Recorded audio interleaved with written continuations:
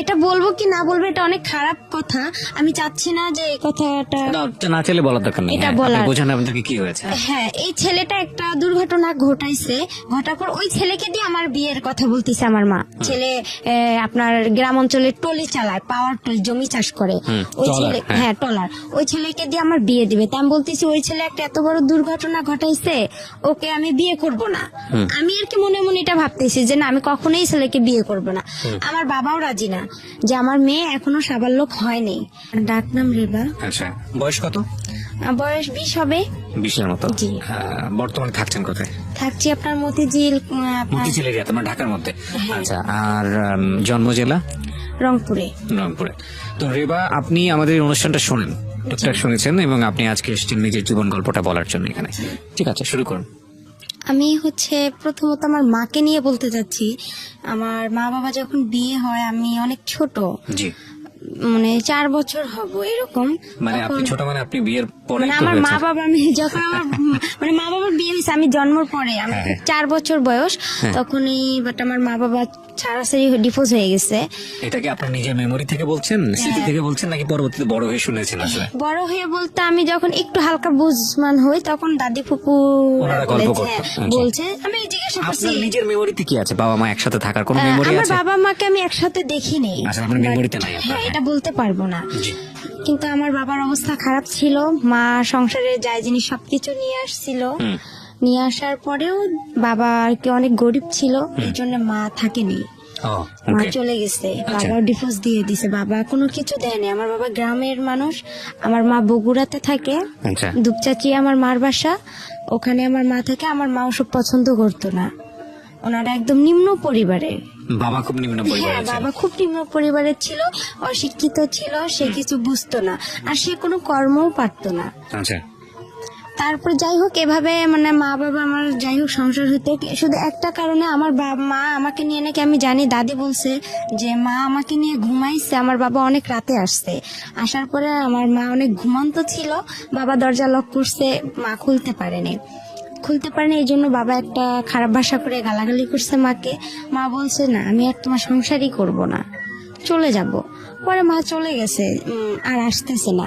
পরে আমার দাদি ফুপু সবাই চেষ্টা করছে যে তাকে নিয়ে আসার জন্য। আমার মা বলছে যে না, বগুড়ার মানুষ বলতেছে আমি ওর ভাত আর খাবোই না, আমার ও বাচ্চা দিলে দিবে, না দিলে না, আমি ওর সংসার করবো না। এত একটা নিম্ন পরিবারের, বাবার বাড়ি থেকে এত কিছু নিয়ে গেছি, তারপরেও আমার ওখানে জায়গা হচ্ছে না, বা ও আমার কথা শুনতেছে না, আমার প্রয়োজন নাই।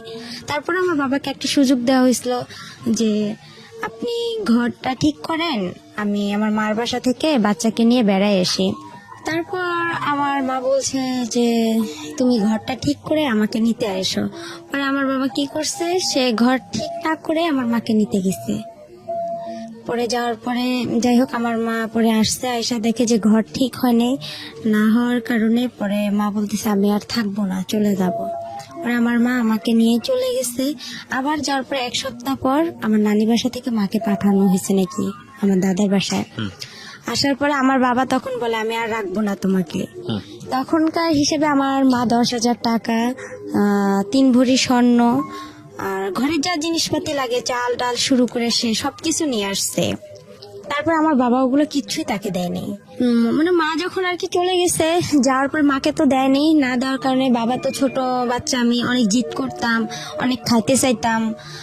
একটা মেয়ে তো 4 বছর বয়স, তখন তো তার মার আদরটা সবচেয়ে বেশি প্রয়োজন হয়, বাট আমি তো সেটা পাইনি। বাট না পাওয়ার কারণে দেখা যায় আমি বাবার কাছে সে জিদটা করছি। আমার ফুপি ছিল, দাদি ছিল, আমার দাদি অন্ধ, আমার বাবার কারণে অন্ধ হয়ে গেছে। আমার ফুপি রিলেশন করতো, রিলেশন করার জন্য আমার বাবাটা পছন্দ করতো না, আমার মা থাকাতে আমার ফুপি রিলেশন করতো।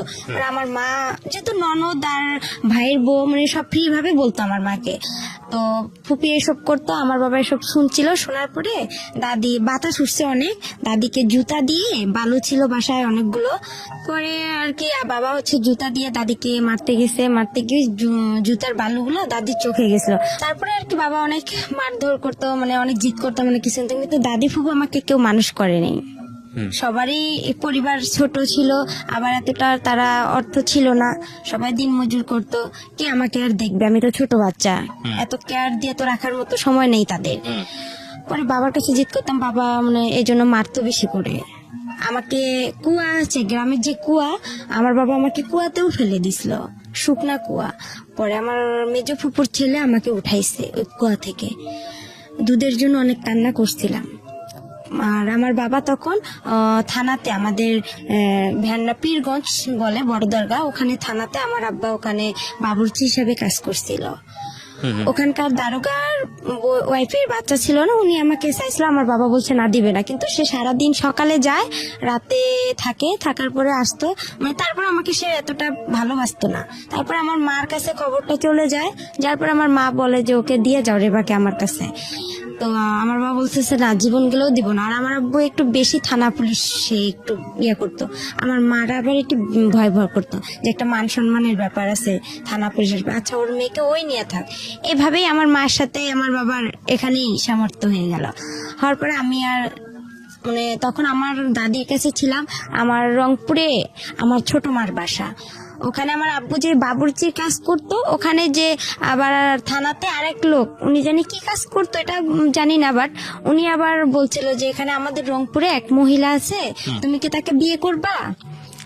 ওই মহিলার হচ্ছে আগে বিয়ে হয়ে গেছে, এরকম তুমি কি বিয়ে করতে চাও? তো আমার বাবা বলছে আমার একটা মেয়ে আছে, কিন্তু তাকে বলতে হবে যে আমার মেয়েটা আছে, এভাবে তাকে দেখতে হবে। তারপরে যাই হোক তারা বিয়ে করছে আমাকে। তারপরে দেখা যায় মানে হালকা আমি যে একটু বুঝি যে মা কিরকম না, এতটাও বুঝি না যে আমার ওটা সৎ মা বা এরকম। ওখানে গেলাম, আমরা ভাড়া বাড়িতে উঠলাম রংপুরে শহরের ভিতরে।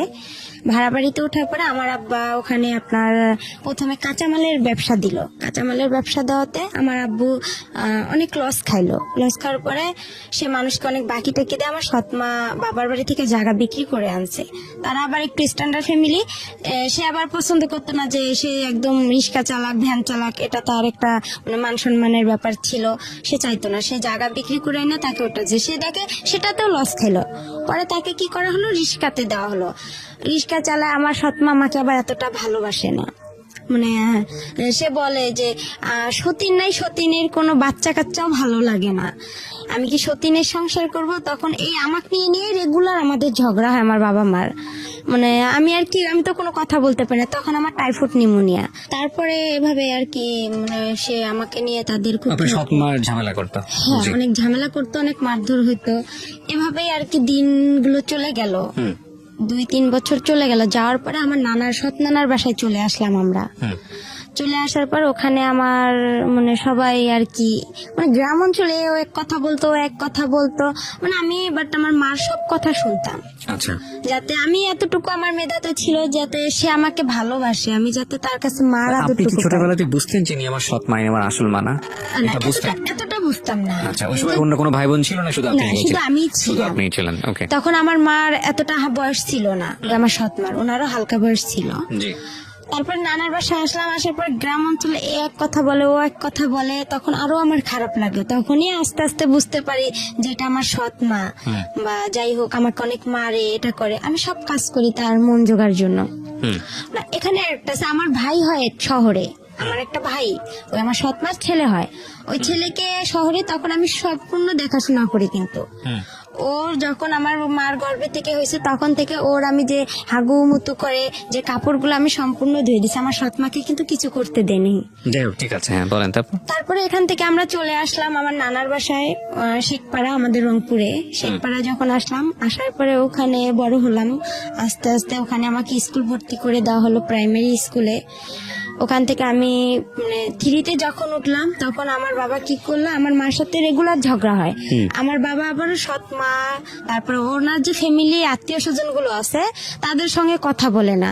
আবার যদি আমি একটু কথা বলি, দেখা যাচ্ছে আমার আব্বু মানে হাতের কাছে লাঠি পাবো বা যা দা বটি যেটা পাবে সেটা দিয়ে আমাকে মার শুরু করবে। আচ্ছা। আবার আমার মা কথা বলে ওনার সাথে অশান্তি শুরু করতো। মানে আপনি কার সাথে কথা বললে অশান্তি শুরু করতো? সেটা হচ্ছে আমার সৎ মার যে ফ্যামিলির যে কেউ হোক, তাদের সঙ্গে কথা বললে সমস্যাটা? হ্যাঁ, সমস্যা করতো উনি। আমার মাও যদি কথা বললো তাও সমস্যা করতো আমার বাবা। আচ্ছা। এভাবে দিনগুলো গেল। যখন আমি 3তে উঠলাম, 3তে ওঠার পরে আমার বাবা কি করলো, আমার মা ভ্যান কিনে দিল আমার বাবাকে। তখন আমার ছোট মামা, উনি আবার স্কুলের মাস্টার, হাই স্কুলের। তখন উনি বলতেছে যে এরকম আমাদের একটা মান সম্মানের ব্যাপার আছে, ও যে ভ্যান চালাবে এটা কিরকম দেখায় একটা।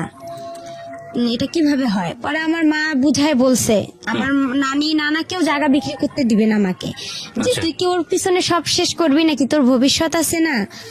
তারপরে মা বলতেছে আচ্ছা দেখি আরেকবার। সে তখন কি করলো, ভ্যানটা কয়েকদিন চালার পরে বাসায় খুব ঝগড়া শুরু করে দিল। আর আমার ছোট মার মুখের ভাষা অনেক খারাপ ছিল, আচ্ছা। মানে অনেক রং কথা বলে গালাগালি করতো। আমার বাবাও অনেক রং কথা বলে গালাগালি করতো, আমার খুব খারাপ লাগতো। আমি যদি ওখানে কথা বলতাম, দেখা যেত আমার বাবা আমার মার সাথে কিছু না করতে পেয়ে আমাকে সে দেখা যায় খুব মারধর করতো, এমন মারতো যে আমার শরীর ফেটে রক্ত বের হতো। ওহো। আবার দেখা যেত আমাকে রশি দিয়ে সে হাত পা বেঁধে রাখতো, আচ্ছা। বেঁধে ঘরে বন্দি করে রাখতো। হুম। তারপরে এভাবে মারার পরে যাই হোক, সেদিন ও রাতে বাসায় কোনো খাবার দাবার কিছু আনেনি, চাল ডাল কোনো তরকারি আনেনি। আমার ভাইটাও ছোট। জি। তারপরে ও একটু হাঁটে আস্তে আস্তে। হুম। ওরও মনে হয় 3 বছর কি 4 বছর। তখন বাবা কি করলো, আমি 3-তে উঠলাম, আমার ফাইনাল পরীক্ষা দিতে হবে। পরে আমার বাবা কি করলো, ভ্যানটা নিয়ে আমার দাদার বাসায় চলে আসলো, ভ্যান্ডা বাড়িতে। জি। ভ্যান্ডা বাড়িতে চলে এসে আমার বাবা 2-3 দিন ওখানে থাকার পরে ভ্যান বিক্রি করে দিচ্ছে। তখন আমার সৎমা বলতেছে, আবার আমার মামা নানা নানি সবাই বলতেছে যে ওর তো বাবা নাই, ও কি খাবে এখানে, তুই না হয়তো সন্তানকে কাজ টাজ করে খাওয়াবি, তোর মেয়েরে কে খাওয়াবে, তোর সৎ মেয়েরে। পরে আমাকে ও বলতেছে তুমি তোমার বাবার কাছে চলে যাও, কি করবা। পরে আমি যাই হোক, আমার কাছে জানি কয়েকটা টাকা ছিল, ওখান থেকে 30 টাকা কি 25 টাকা তখন বাস ভাড়া লাগে। আমি মডার্নে আসলাম, এসে ওখান থেকে বললাম যে আমি এখানে ভেন্ডাবাড়িতে যাব, পরে এত টাকা আছে। পরে ওভাবে আমি খুব রিকোয়েস্ট করলাম ড্রাইভারকে যে আঙ্কেল আমি তো অনেক ছোট মানুষ, দেখেন আমি এখানে কোথায় হারায় যাব, আমার বাবার কাছে আমাকে নিয়ে যান, আমার এরকম সমস্যা। তাকে আমি বিস্তারিত বললাম, সে বলতেছে আচ্ছা আমি চিনি তোমার বাবাকে। আচ্ছা। পরে আমাকে নামাই দিল আমার আবার রাস্তার সঙ্গে আমাদের বাসা, আমার বড় ফুপির বাসা, মেজো ফুপির বাসা। আমি নামলাম, নামে কান্না শুরু করে দিছি। আমি সকাল থেকে কিছু খাইনি অনাহারে, আবার আমার পরীক্ষা। আর তারপরে আমি বললাম যে আমার তো এরকম পরীক্ষা, আমার পরীক্ষা পরে দেওয়া হলো না, পরে বাবার সঙ্গেও দেখা হলো না। না দেখা হওয়ার কারণে পরে বাবা মানে সন্ধ্যার দিকে বাবার সাথে দেখা হলো যে আপনি আমাকে ছেড়ে আসছেন কেন। তারপরে বললাম যে আমি কি খাবো, ওখানে তো আমাকে বের করেছে, তুমি তো তোমার সৎ মায়ের কথা মতন চলো, ইয়া করো, তো ওখানেই থাকতা, এখানে আসছো কেন। বাবা বলছে এটা? হ্যাঁ। তো আমি বলতেছি বাবা তখন কোথায় ছিল? বাবা তখন দাদার বাসায় ছিল। আচ্ছা। তখন আমি বললাম যে আমি ওখান থেকে কি করব, ওরা সবাই আমাকে এই কথা বলতিছে। পরে ওখানে থাকলাম। ক্লাসে পড়েন তখন? তখন আমি 3-তে। ক্লাস 3-তে। ওকে। তারপরে বাবা ওখানে কয়েক মাস থাকার পরে দেখা যায় আবার আমরা কি করলাম, বাবার আর মানে ভ্যানটা বিক্রি করে খাওয়া আর তো কিছু নাই তার, সে বিক্রি করে খাবে। আমার দাদি তো অন্ধ, তারও কিছু জিনিস ছিল, সেগুলোও সে দেখা যায় কিছু টাকা ছিল তার বয়স্ক ভাতা, এগুলাও সে মানে ঘরে চাল ডাল ছিল, বস্তা ছিল, চালের ধান ছিল, এগুলো সম্পূর্ণ খাওয়ার পরে আমার দাদিকে আর দেখতে পারে না। আমার দাদি কিন্তু অন্ধ।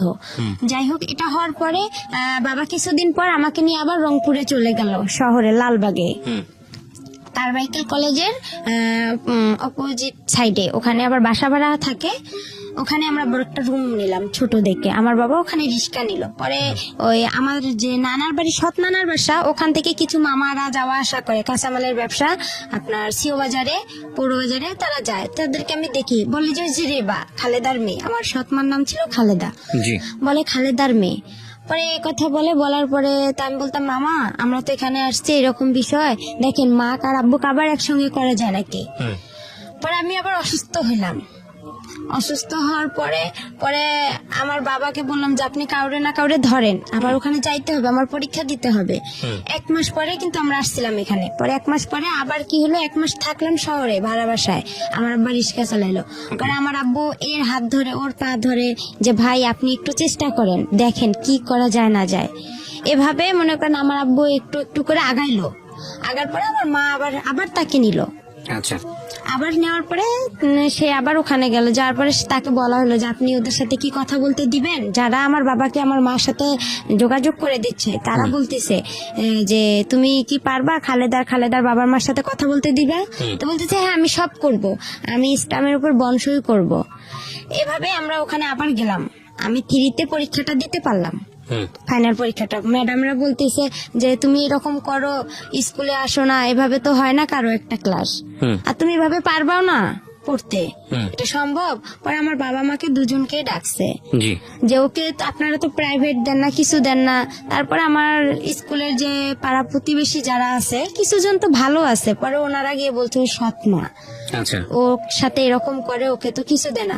আমাকে আমার বাবা মা প্রাইভেট দিত না, আমি যে মাসে 300 টাকা করে পাইতাম আপনার, ওইটাও মনে করেন 3 মাস পর পর 300 টাকা করে সরকারে দিত প্রাইমারি স্কুলে। আচ্ছা আচ্ছা ওখান থেকে টাকাটা কি করতো আমার বাবা মা খরচ করতো। হুম আবার দেখা যাচ্ছে ও অনেকে পায়, অনেকের মা কি করতো একটা জামা কিনে দিত, একটা নাকের ফুল কিনে দিত। আমার খুব ইচ্ছা হইতো যে আমি একটা নাকের ফুল নিব বা একটা জামা নিব, মানে খুব কষ্ট লাগতো, কিন্তু আমি বলতাম না ভয়ে রাইট যে আমি যদি আবার এরকম করে আমাকে নিয়ে যদি আবার চলে যায়, আমার পড়াশোনাটা এখানে আবার মিস হয়ে যাবে, আমি তখন কি করব, মানে চিন্তা করতাম। এভাবে হইতে হইতে আমার বাবা ফোরে উঠে আবার এরকম শুরু করে দিল, আবার একটা ভ্যান কিনে দিল আমার মা লোন করে কিস্তিতে, ওই ভ্যানটা নিয়ে আবার আমার বাবা এরকম চলে গেল। কিছুদিন পর চলে যাওয়ার পরে দেখা যাচ্ছে আর আমার মা নিচ্ছে না, তখন আমি আরো একটু বড় হয়ে গেলাম, হালকা একটু সামান্য খোলাম, একটু বুঝতে পারলাম। পরে যাই হোক এভাবে হইতে হইতে মনে করেন প্রায় 2-3 মাস হয়ে গেল, আমি ফাইনাল পরীক্ষা দিলাম, আমি কোন রকম পাশ করছি, এটাকে পাশ বলে না। তারপরে ম্যাডামেরা আমাকে উঠাই দিল। জি আমি কি করলাম, আমি তো পড়াশোনা করি না, আমি কি করলাম, আমার পাশে আমার এক বান্ধবী ছিল রিপা, আশামণি, ওদেরকেও দেখতে চাইতাম, ওরা লিখতো পরীক্ষার খাতা, আমি ওদের একটু উকি মেরে দেখতাম, কিন্তু ওরা আমাকে দেখাইতো না যে ওরাও তো নাম্বার কম পাবে, ওরা দেখাইতো না। আমি কি করি, পরে এর কাছে যাই, একটু শূন্য স্থান টিক চিহ্ন ম্যাডামকে বলি যে ম্যাডাম দেখেন একটু আমাকে দেন, আমি তো পরীক্ষা এরকম পড়তে পারিনি, আর বাবাও তো নিয়ে গেছে আমাকে ওদিকে, আর আমাদের সংসারে এমনি অনেক ঝগড়াঝাটি, আমাকে ফোরে উঠতেই হবে। পরে ম্যাডামও যাই হোক বলে দিত, পরে বলতো আচ্ছা রে বা ঠিক আছে, ম্যাডাম শূন্য স্থান টিক চিহ্ন আমার সম্পূর্ণ বলে দিত, কাউকে বলে দিত না, আমাকে বলে দিত, আবার ছোট প্রশ্নগুলোও বলে দিত, লেখেও দিত। উনি আমাকে অনেক হেল্প করছে ম্যাডামেরা। এভাবে ফোরে ওঠার পরে আবার উনি ওইরকম করলো, আবার আমার টেস্ট পরীক্ষা শুরু হলো ফোরে হওয়ার পরে আবার আমার বাবা আমাকে নিয়ে গেল 2টা পরীক্ষা নাই দিতে, বাংলা ইংরেজি দিছি, তারপরে উনি আমাকে নিয়ে এভাবে চলে গেল। আচ্ছা। যাওয়ার পরে আবার কিছুদিন ভ্যান বিক্রি করে খেয়ে আবার ওই রকম বসেছিল। পরে আমার বাবা ঢাকায় আসছিল রাজমিস্ত্রির কাজ করার জন্য, আর আমাকে থুয়ে আসছিল আমার ফুপুর কাছে। ওখানে আমার ফুপুর কাছে আমি থাকি, তাদের ওখানে খাবার নাই, দাবার নাই, কেউ আমাকে ভালোবাসে না, বলে তোমার বাবা নাই, মা নাই, টাকা পয়সা নাই, আমরাই তো দিন মজুর করে খাই, তোমাকে কি খাওয়াবো। পরে যাই হোক আমি দেখা যায় ছোট মানুষ, এর ওখানে আমাকে ডাকে, ও বলে যে তুমি এটা কাজ করো, তাহলে তোমাকে আমি খাইতে দিব। আমি যে যেটা বলতো তার সেটাই কথা শুনতাম, তখন আমি খাইতে পারতাম। আবার দেখা যায় আমার দাদি অন্ধ ছিল, রান্না করতে পাইতো না, কোনো ছেলে মেয়ে তাকে দেখতো না। দেখা যায় পাশের বাড়ি থেকে তার চাচাতো ভাইয়ের বউ আছে বা এরকম আত্মীয় স্বজন, তাদেরকে দেখা যায় খাবার দিয়ে যেত দাদিকে। ওই খাবার ওখান থেকে আমার দাদি আবার কি করতো, উনি একটু খাইতো, আমার ডাক্তারের ভাই, আমি আবার দৌড়ে এসে খেয়ে নিতাম। আচ্ছা বুঝতাম না যে দাদি কতটুকু খাইলো না খাইলো, পেট ভরলো কি না ভরলো। পরে আমার বাবা ওখান থেকে আসার পরে আবার বাবার খুব অবস্থা খারাপ ছিল, সে অসুস্থ ছিল, তার পুরা শরীরে পক্স বের হয়েছিল, তার হাতে কোনো টাকা পয়সা নাই। তার মেজো বোনের কাছে থাকলাম, তারাও আমাদের খাইতে দেয় না। আর একদিন হঠাৎ বৃষ্টি আসছে, খুব জোরে বৃষ্টি, আর খুব ঠান্ডা লাগতেছে, টিন দিয়ে পানি পড়তেছে, আমার বাবার আমি শুই, কিন্তু আমার ফুপি আমাদেরকে খেতা বালিশ কোনো কিছুই দেয়নি, বলতেছে তোমরা যেরকম অভিনয় করো সেরকম এখন থাকো, এভাবেই তোমার বেশি তেল বান্ধা গেছে, আমার বাবাকে বলতেছে। তা বলছি ফুপু আমাকে অনেক ঠান্ডা লাগতেছে, দেন একটা খেতা দেন। তো বলতেছে না, সে দেয়নি, ওভাবেই ছিলাম। থাকার পরে আমার বাবা 2 দিন পর আবার রংপুরে চলে গেল। রংপুরে যাওয়ার পরে আবার ওভাবেই সে এর হাত ধরে, ওর পা ধরে ধরে আমার সৎমার কাছে গেল। আমার সৎমা তাকে আবার গ্রহণ করে নিল। নেওয়ার পরে আমি 5-এ সমাপনী পরীক্ষা দিলাম 2010-এ। দেওয়ার পরে কেউ পরীক্ষা দিতে দিবে না আমাকে, তাই ও পারবে না। আমার মা প্রতিবেশী মামিরা ছিল যারা আমার স্কুলের ফ্রেন্ড গুলো, ওরাও বলতো যে না ও পরীক্ষা দিতে পারবে না। ম্যাডামও বলতো যে না রে বা তোমার আর সম্ভব না, কেন এটা সমাপনী পরীক্ষা, এখানে ফাজলামি করার জায়গা না, আর তুমি পারবা না, তোমার কোচিং নাই, প্রাইভেট নাই, কিছু নাই, তুমি কিচ্ছুই পারবা না। পরে আমি সবার কথা অমান্য করে আমি বলছিলাম আমি পরীক্ষা দিবই, আমি পাইলে পাবো, না পাইলে নাই, এটা আমার কোনো দেখার বিষয় নাই। তারপর আমার সৎমাও দিবে না। এখন আমার পরীক্ষাটা হচ্ছে আমার বাসা থেকে অনেক দূরে, এখন আমাকে সকালবেলা কে রেখে আসবে, রাখার লোকও নাই। পরে আমি এতটা পড়তেও পারি না, গাইড নাই। কিভাবে পড়বো। যাই হোক একটু করে মানে যতটুকুই পড়ছি আল্লাহ আমার পাশে ছিল বিধায় আমি মনে হয় পরীক্ষাটা দিতে পারছি, পাশও করছিলাম। কোন ক্লাসে? 5-এ। ক্লাস 5? হ্যাঁ 5-এ 2010-এ। পরে আমার একটা মামাতো ভাই আমাকে রেগুলার রেখে আসতো সকালবেলা, আর আসার সময় আমি হেঁটে আসতাম, বান্ধবীদের সাথে হেঁটে আসতাম। ওখানে একটা ছেলের সঙ্গেও আসতাম। ওই ছেলেটাকে আমার প্রথম 5-এ ওকে পছন্দ হয়েছিল। ওর নাম হেলাল ছিল, ওর বাসা আমাদের ওখানে পানবাড়িতে। ওকে খুব আমি পছন্দ করছিলাম, কিন্তু ও বুঝতো না যে আমি ওকে কতটা পছন্দ করি, আর আমিও বুঝতাম না যে প্রেম কি জিনিস, কিন্তু ভালো লাগতো ওকে। কোন ছেলেটাকে? এটা হেলাল, ওর নাম হচ্ছে হেলাল। আমাদের স্কুলে না, ওই অন্য স্কুল থেকে আর কি ও পরীক্ষা দিতে গেছিলাম আমরা। আচ্ছা, ও একই ক্লাসে ছিল? হ্যাঁ একই ক্লাসে সমাপনী পরীক্ষা দিতে গেছিলাম। ওকে। তখন তো অন্য স্কুল থেকে দেখা যায় যে একটা বোর্ডে আমরা সবাই পরীক্ষা দিচ্ছি। পরে ও আমাদের ক্লাসেই বসতো, আমার পাশে 2জন ছেলে ছিল, আমি মাঝখানে ছিলাম। পরে ওদের দেখছি, আমি নিজেও কিছু বাসায় পড়ছিলাম, ওগুলা দেখে আমি পরীক্ষা দিছিলাম। পরে ওই ছেলেটাকে খুব পছন্দ হয়েছিল, মানে ওর সাইকেলে আমি একদিন আসছিলাম, আর বাকি দিনগুলো আমি হেঁটে হেঁটেই আসছি। আর তখন খুব কষ্ট লাগতো, আর আমি মানে অনেক কিছু খাইতে ইচ্ছা করছিল, যে পরীক্ষা দিতে আসছি আমি কিছু খাই, বা অনেকে তো খাইতেছে, আমার সেরকম টাকা ছিল না। বাবা চুরি করে আমাকে যে টাকাটা দিছিল আমি ওই টাকাটা খাইতাম না, যে টাকাটা আমি জমায় হয়। আমার আবার একটু চুল বড় ছিল, আর আমি সাজগোজ খুব পছন্দ করি। আর আগে আমি একটু চাইতাম যে আমি মানে একটা লং জামা পরবো না, একটু শর্ট জামা পরবো, একটু ভালো জামা পরবো, কম দামি পরবো না, ভালো পরবো। টাকা একটু বেশি লোক, টাকাগুলো জড়ায় দেখা যেত আমি একটু মেরিল কিনতাম, বা একটা টিপের পাতা কিনতাম, বা একটা চুড়ি কিনতাম, এরকম কিছু কিনতাম, একটু শ্যাম্পু কিনতাম। এভাবে আমি টাকাগুলো খরচ করতাম না, জড়ায় রেখে দিতাম আমার কাছে। রাখার পরে এভাবে আমি পরীক্ষা দেওয়া হয়ে গেল, আমার রেজাল্টও বের হলো। রেজাল্টে আমি সেরকম ভালো পাইনি, আমি 2nd ডিভিশন, ওটা তখন জানি কি ছিল, কিন্তু আমি 5-এ সমাপনী আমার শুরুতে আমি পাস করেছেন। হ্যাঁ, তারপর কোন রকম পাস করেছি, করার পরে আমাকে 6-এ 11তেই ভর্তি শুরু হচ্ছে। পরে ওখানে আমাকে ভর্তি করা হলো। আমাকে ভর্তি করবে না, আমার মা বলতেছে না ও পারবে না, আমাকে বিয়ে দিয়ে দিবে। আমার বিয়ের জন্য ছেলে খুঁজতেছে অনেক, এরা বিয়ের জন্য ছেলে খুঁজতেছে। এক ছেলে, ও হচ্ছে, এটা বলবো কি না বলবো এটা অনেক খারাপ কথা, আমি চাচ্ছি না যে এই কথাটা না ছেলে বলা দরকার নেই, এটা বলার। বোঝেন আপনাকে কি হয়েছে। হ্যাঁ, এই ছেলেটা একটা দুর্ঘটনা ঘটাইছে, ঘটার পর ওই ছেলেকে দিয়ে আমার বিয়ের কথা বলতেছে আমার মা। ছেলে আপনার গ্রাম অঞ্চলে টলি চালায়, পাওয়ার টিল, জমি চাষ করে। ওই ছেলে, হ্যাঁ টলার, ওই ছেলেকে দিয়ে আমার বিয়ে দিবে। তা আমি বলতেছি ওই ছেলে একটা এত বড় দুর্ঘটনা ঘটাইছে, ওকে আমি বিয়ে করব না। আমি আর কি মনে মনে এটা ভাবতেছি যে না, আমি কখনোই ছেলেকে বিয়ে করব না। আমার বাবাও রাজি না, যে আমার মেয়ে এখনো সাবালক হয়নি, আর আমি বিয়ে এখনই দিব না। আমি যখন ক্লাস 5-এ পড়ি তখনও বাট আমি জামা সেভাবে পরি না, সেভাবে প্যানও পরি না, খোলামেলায় আমি চলতাম। হ্যাঁ, এত বুঝতাম না যে আমি এখনো বড় হয়েছি, আমি ভাবতাম যে আমি এখনো ছোট আছি। কিন্তু আমার মার কাছে আমি খুব বড় ছিলাম, সে আমাকে খুব দ্রুত বিয়ে দিতে পারলে হয়তো বা সে বেঁচে যাইতো, এটা ভাবছিল। কিন্তু সে আমাকে অনেক জিদ করে বিয়েটার কথা বলছিল। আমি পরে আমার বাবা বলছে না, আমিও বলছি যে না বিয়ে করব না এখন, আমি ইউসেফ টেকনিক্যাল আমাদের ওখানে শুরু হয়েছে, ওখানে আমি ভর্তি হব। আচ্ছা, টেকনিক্যালি আপনি কি করবেন? টেকনিক্যালে ওখানে হচ্ছে আপনার ট্রেড অনুযায়ী কাজ শেখাচ্ছে। আপনি কাজ শিখবেন ওখানে? হ্যাঁ, লেখাপড়া বাদ দিয়ে আপনি কাজ শিখবেন? হ্যাঁ, 6-এ আমি ভর্তি হলাম। 6-এ ভর্তি হওয়ার পরে আমার ওই মার যে ছোট ভাই, উনি আবার হাই স্কুলের মাস্টার গণিতের, আর ওখানে আমার সব মানে ফ্রি করা হলো না, একটা হাফ ফি ফুল ফিরে আমার উপবৃত্তি ওখানে দেওয়া হলো। দেওয়ার পরে আবার 6-এ পড়ার সময় আবার আমার বাবা পাগলামি শুরু করে দিল, আগেরটাই আবার উনি চলে গেল। যাওয়ার পরে আমি আর চলে গেলাম না, আমিও থাকলাম। থাকার পরে দেখা যায় আমার বাবা আসতেইছে না, তখন আমার মা আবার ভ্যানটা দেয়নি, ভ্যান বাসায় ছিল।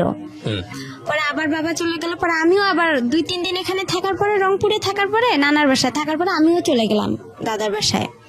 যাওয়ার পরে আবার বাবাকে নিয়ে আসলাম, নিয়ে আসার পরে আবার আমরা ভাড়া বাড়িতে উঠলাম, ওখানে আমার মিস গেল। যাওয়ার পরে আবার আমরা ভাড়া বাড়িতে উঠলাম, ওঠার পরে আবার ওখানে আমার বাবা আবার রিক্সা নিল। ওভাবে আমাদের মনে করেন 2-3 মাস চলে গেল। যাওয়ার পরে আমার বাবা কি করলো, আমার এক মামাকে আবার ধরলো যে আমি বাসায় যাব। আবার আপনি কি করবেন? পরে আমিও ভাবতেছি যে একটা মান সম্মানের ব্যাপার, আমি তো এখন আস্তে আস্তে বড় হইতেছি, কি করব, মানে খুব খারাপ লাগতেছিল। আর একদিন খাইতে পারতাম, একদিন খাইতে পারতাম না, আর আমি রান্না করতে পারতাম না। মানে ভাড়া বাড়িতে ছিলাম, সবাই তো সবার কেয়ার করে না। পরে যাই হোক, এভাবে দিনগুলো গেল। যাওয়ার পরে ভাত রান্না করতাম, আপনার মাটির যে পাত্র আছে জি। ওটাতেও তরকারি রান্না করতাম, ওটাতেও ভাত রান্না করতাম, কিন্তু গ্যাস ছিল না আমাদের রংপুরে, এখনো গ্যাস হয়নি। আচ্ছা, তো তখন আবার কি ছিল, এগুলো লম্বা লম্বা কাঠ ছিল, ওগুলো গোল করে কেটে হয়, কাইটটা আবার আপনার কেরোসিন তেল দিয়ে ধরাইতে হয়। আমি খুব কষ্ট করে ধরাইতাম। আর একদিন রান্না করতে গেছি মাটির পাতিলে মুরগির গোস্ত, পরে দেখি মাটির পাতিল ভেঙে সব পড়ে গেছে চুলার নিচে। ওগুলো আপনি কি রান্না করেন নিজের জন্য খাওয়ার জন্য? হ্যাঁ, নিজে বাবার জন্য আর আমার জন্য খাবার। এখন হোটেল থেকে খাবার খাওয়া তো আর পোষাইতো না। বাবা যে ইনকাম করতো সেই ইনকামে দেখা যায় রিস্কার যে আপনার যে ভাড়াটা ওখানে মানে ইনকাম করে নাকি রাতে আবার একটা জমা দিতে হয়, সে জমাটা যদি এখন দেয় তাহলে আমাদের আর খাবারের টাকা থাকতো না। আমার বাবা যে এদিকে যাওয়ার জন্য এর কাছে যাইতো ওর কাছে যাইতো, দেখা যায় সে সময় পাইতো না, যে ইনকামটা করতো জমাটাই দিতে পারতো না, তাহলে কিভাবে খাবো? একবেলা রান্না করতাম, 2 বেলা খাইতাম। সেদিন আবার ওগুলো পড়ে গেছে। আমার বাবা আপনি বাবার সঙ্গে থাকতেন হ্যাঁ, থেকে বাবার ওই টেকনিক্যালি ওটা পড়াশোনা করেন? না, ওটা ওখানেই আপাতত বন্ধ থাকলো। ভর্তি হওয়ার কথা ছিল, কিন্তু এই যে বাবা মাঝখান থেকে চলে আসলো, আর ওটা ভর্তি আমার বাবার সঙ্গে থাকতেন, বাবাকে রান্না করে খাওয়াতেন? হ্যাঁ, আর মা থাকতো হচ্ছে বাড়িতে? হ্যাঁ, মা থাকতো নানার বাসায়, আমার ভাইকে নিয়েই আপনি থাকতো। মার সঙ্গে থাকতে পারতেন না কারণ সৎমা আপনার সঙ্গে খারাপ আচরণ করতো? খারাপ আচরণ করতো, সে চিন্তা করতো যে আমি ইনকাম করতে পারি না, ওকে খাওয়াবো কি? আমার তো ছেলে আছে, তাকে তো খাওয়াইতে হবে। ওকে, আপনার বাবা খরচ দিত না আপনার সৎমাকে? না, সে খরচ দিত না, টোটালি বন্ধ ছিল। ঠিক আছে, বলেন তারপর। তারপরে যাই হোক, এভাবে আর কি আমি ওখানে পরে মুরগির মাংস পড়ে গেছে, আর অনেক শীত ছিল। আমার বা একটা চৌকি ছিল, ভাড়া বাসায় একটা চৌকি দিত বাড়িওয়ালারা, চৌকিতে খেতা বালিশ কোনো কিছুই ছিল না। পরে যে আমাদের রংপুরের অঞ্চলে ভাষায় বলে যে আপনার পল, যেটা খ্যার, ওই খ্যার কি করলো আমার বাবা কিনে আনলো, আয়নার নিচে বিছাই দিল। আর টিনের ঘর, অনেক বাতাস আসে, গাড়ি চলাচল করে রাস্তা দিয়ে, আর ওই বাতাসটা আসতো। আর আমার বাবার একটা লুঙ্গি আমি গায়ে দিয়েছিলাম, আর শীতে অনেক কাঁপছিলাম। আমার বাবা অনেক মানে হাত পা অনেক কোকড়া করে শুয়েছিল, আমিও ছিলাম। আমার বাবা আলাদা থাকতো, আমি নিচে থাকতাম। আর মাটি থেকে যে একটা ঠান্ডা ভাবটা ওটাও আসতো, ঠান্ডাতে খুব কষ্ট হইতো আমার থাকতে। পরে মুরগির ওটা পড়ে গেছিল, যাওয়ার পরে বাবা অনেক মারধর করছিল আমারে, বলতেছে এত কষ্ট করে আনছি সেটা ফালাই দিল। আমি বলে আমি তো পারি না, আমি কি করব? তারপরে এটাই ভাবে যাওয়ার পরে পরে বাবা কি করলো, আমি অসুস্থ হইলাম। অসুস্থ বলতে আমাকে আর কি, আমি যেটা সত্যি কথা, আমি আর কি একটা অভিনয় করলাম যে আমি এতটাই অসুস্থ হব বা মানুষ দেখবে, তাহলে হয়তো বা খবর যাবে ওখানে। আমার লালবাগ থেকে আমার মার বাসা আপনার আর কি ভ্যানে বা রিস্কায় গেলে 20 টাকা লাগে। ওখানে গেলাম, ওখানে যাওয়ার পরে তারপরে হচ্ছে আর কি বাবা কি করলো, হ্যাঁ বাবা আবার কি করলো, আবার লোক ধরলো। আমি অসুস্থ হলাম অনেক, মানে এই মামা যায় হাটে, ওই মামা যায় বাজারে। পরে ওদেরকে বললাম যে এরকম, আমার বাবা আবার বলতেছে আমার মেয়েটা খুব অসুস্থ। পরে আমার মাকে আবার যা বলছে যে এরকম ওর মেয়ে হচ্ছে রাস্তায় কাগজ কুড়াচ্ছে, মিথ্যা কথা আর কি বলছে। হ্যাঁ, সৎমাকে বলছে। পরে আমার বাবা আবার কি করছে, এই কথা শুনতে পারছে, শুনতে পাইরা আবার বলতেছে যে তুই কি কাগজ কুড়াইছিস? তা আমি বলতেছি না, আমি এসব জানি না। কয় শেখপাড়া থেকে খবর আসছে আমার কানে।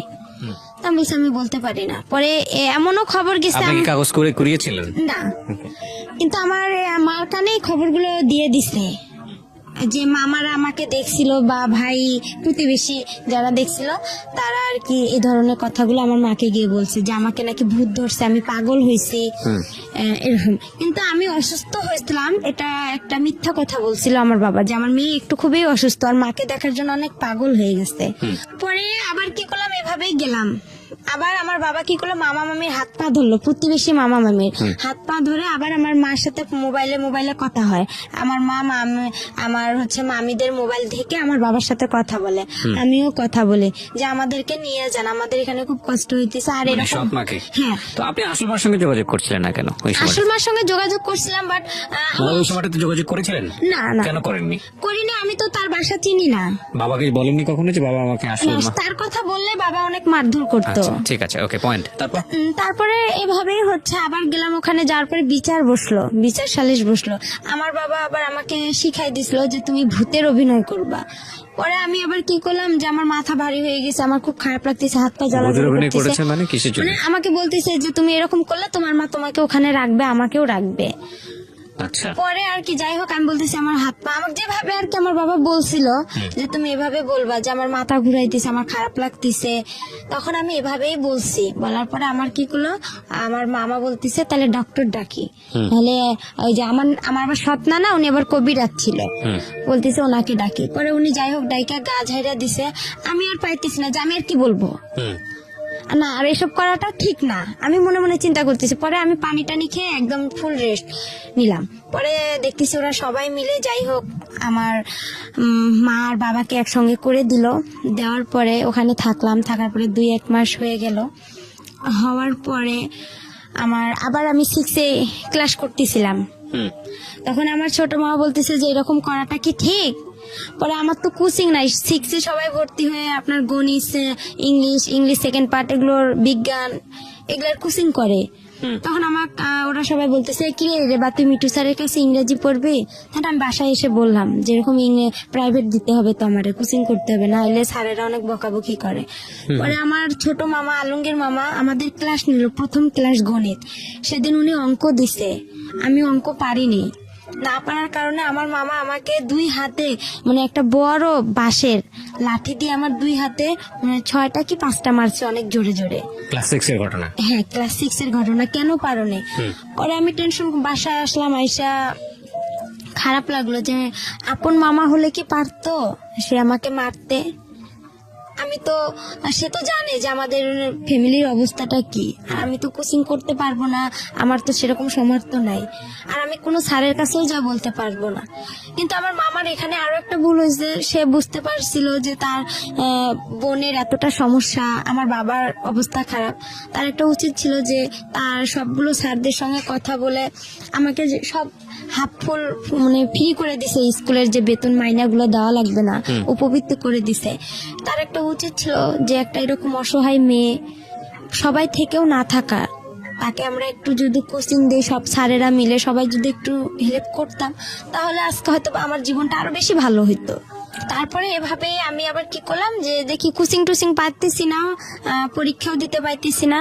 পরে আমি কি করলাম, ওই যে আপনার টেকনিক্যালে ভর্তি হওয়ার জন্য আমি বাসা থেকে মাকে চাপ দিলাম। আচ্ছা, পরে আমার কাছে কিছু টাকা ছিল, আমার দাদিও কিছু টাকা দিছিল, ওই দিয়ে আমি 2টা মুরগি কিনছিলাম বাসায়। মুরগি কেনার পরে আমার আবার যে বয়সটা, এই বয়সে আবার আমার জন্ম নিয়ন্ত্রণের কার্ড হবে না। জন্ম নিবন্ধন? হ্যাঁ, জন্ম নিবন্ধন, ওটা কার্ড হবে না।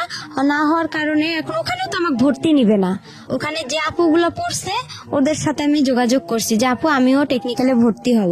পরে আমি গেলাম, আমাকে স্যারেরা বলতেছে তুমি অনেক ছোট, তোমার বয়স নাই, তোমাকে এখানে নেওয়া যাবে না। আর এখানে আমরা সাধারণত নেই 13 থেকে 14 বছরের মেয়েদেরকে, তোমার তো সে বয়সটা এখনো হয়নি, কিন্তু কথাই বলতে পারবে না। পরে আমি বললাম স্যার আপনারা তারপরে দেখেন না, এখানে তো গরিব অসহায় মেয়েদেরকে বেশিরভাগ নেওয়া হয়, যাদের পরিবার খারাপ। তারপর আমি বললাম যে আপনি আমার বাসায় যাইন, যাওয়ার পরে দেখেন। পরে সেদিন গেলাম, নিল না আমাকে। তারপরে আবার আমি বাসায় আসলাম, আসার পরে মাকে বললাম যে আমাকে তো নিতেছে না। পরে আমার মামা, যে ছোট মামা গণিত মাস্টার, ওনার সঙ্গে আবার আমাদের হচ্ছে ওখানকার একজন ভালো ব্যক্তি, উনি খুব প্রভাবশালী লোক, ওনার সাথে আবার আমার মামার খুব ভালো একটা সম্পর্ক। পরে আমার মা কি করলো, ওনাকে বললো, ওনার দ্বারা আবার কি করলো, ওনাকে বললো যে আমার ভাগ্নিটা এরকম টেকনিক্যালে ভর্তি হতে চাচ্ছে, ফ্যামিলি এরকম, একটু আপনি চেষ্টা করে দেখেন। উনি আবার হচ্ছে আমি যে প্রাইমারি স্কুলে পড়ছি ওই ম্যাডামের হাজবেন্ড। ও পরে এখন হচ্ছে আমার ম্যাডামও বলছে যে, ম্যাডামের বাসায় 2-3 দিন গেছিলাম, যাওয়ার পরে ম্যাডাম আমাকে বলছে যে আমার ম্যাডাম এরকম অবস্থা, আপনি তো সবকিছুই জানেন। ম্যাডামরা সবাই জানতো যে আমার ফ্যামিলিটা এরকম। জানার পরে যাই হোক ম্যাডাম কি করছে, আবার ওনার হাজবেন্ডকে বলছে রেবাকে দেখো একটু চেষ্টা করে টেকনিক্যালে ভর্তি করে দেওয়া যায় নাকি। পরে স্যার উনি আবার গেল, যাওয়ার পরে স্যারের সঙ্গে কথা বললো ইউসেফ টেকনিক্যালে। বলার পরে স্যার বলতেছে আচ্ছা ঠিক আছে আমরা দেখবো, আমরা আগে বাড়ি দেখবো, উনি বড় লোক না কি রকম, আপনাদের কথাতে এখানে বিশ্বাস হবে না, আমরা নিজে গিয়ে যাচাই করে তারপরে নিবো, আর উনি তো অনেক ছোট। তো বলতেছে একটু দেখেন চেষ্টা করে নেওয়া যায় নাকি। পরে এভাবে ওনারা আসলো, আসার পরে আমার বাসায় আমার এক খালা ছিল প্রতিবেশীও, পরে বলতেছে রেপাদের বাসা কোনটা। পরে আমি ওখানে আবার নাম চেঞ্জ করছিলাম, আমার নাম হচ্ছে আবার রেবা, 2 জন ছিলাম আমরা থাকার কারণে নামটা হচ্ছে, আমার সাথে আরেকটা আপু ছিল, উনি আবার বলতেছে তুমি এত অসহায় তো তোমার নামটা একা দিয়ে দে।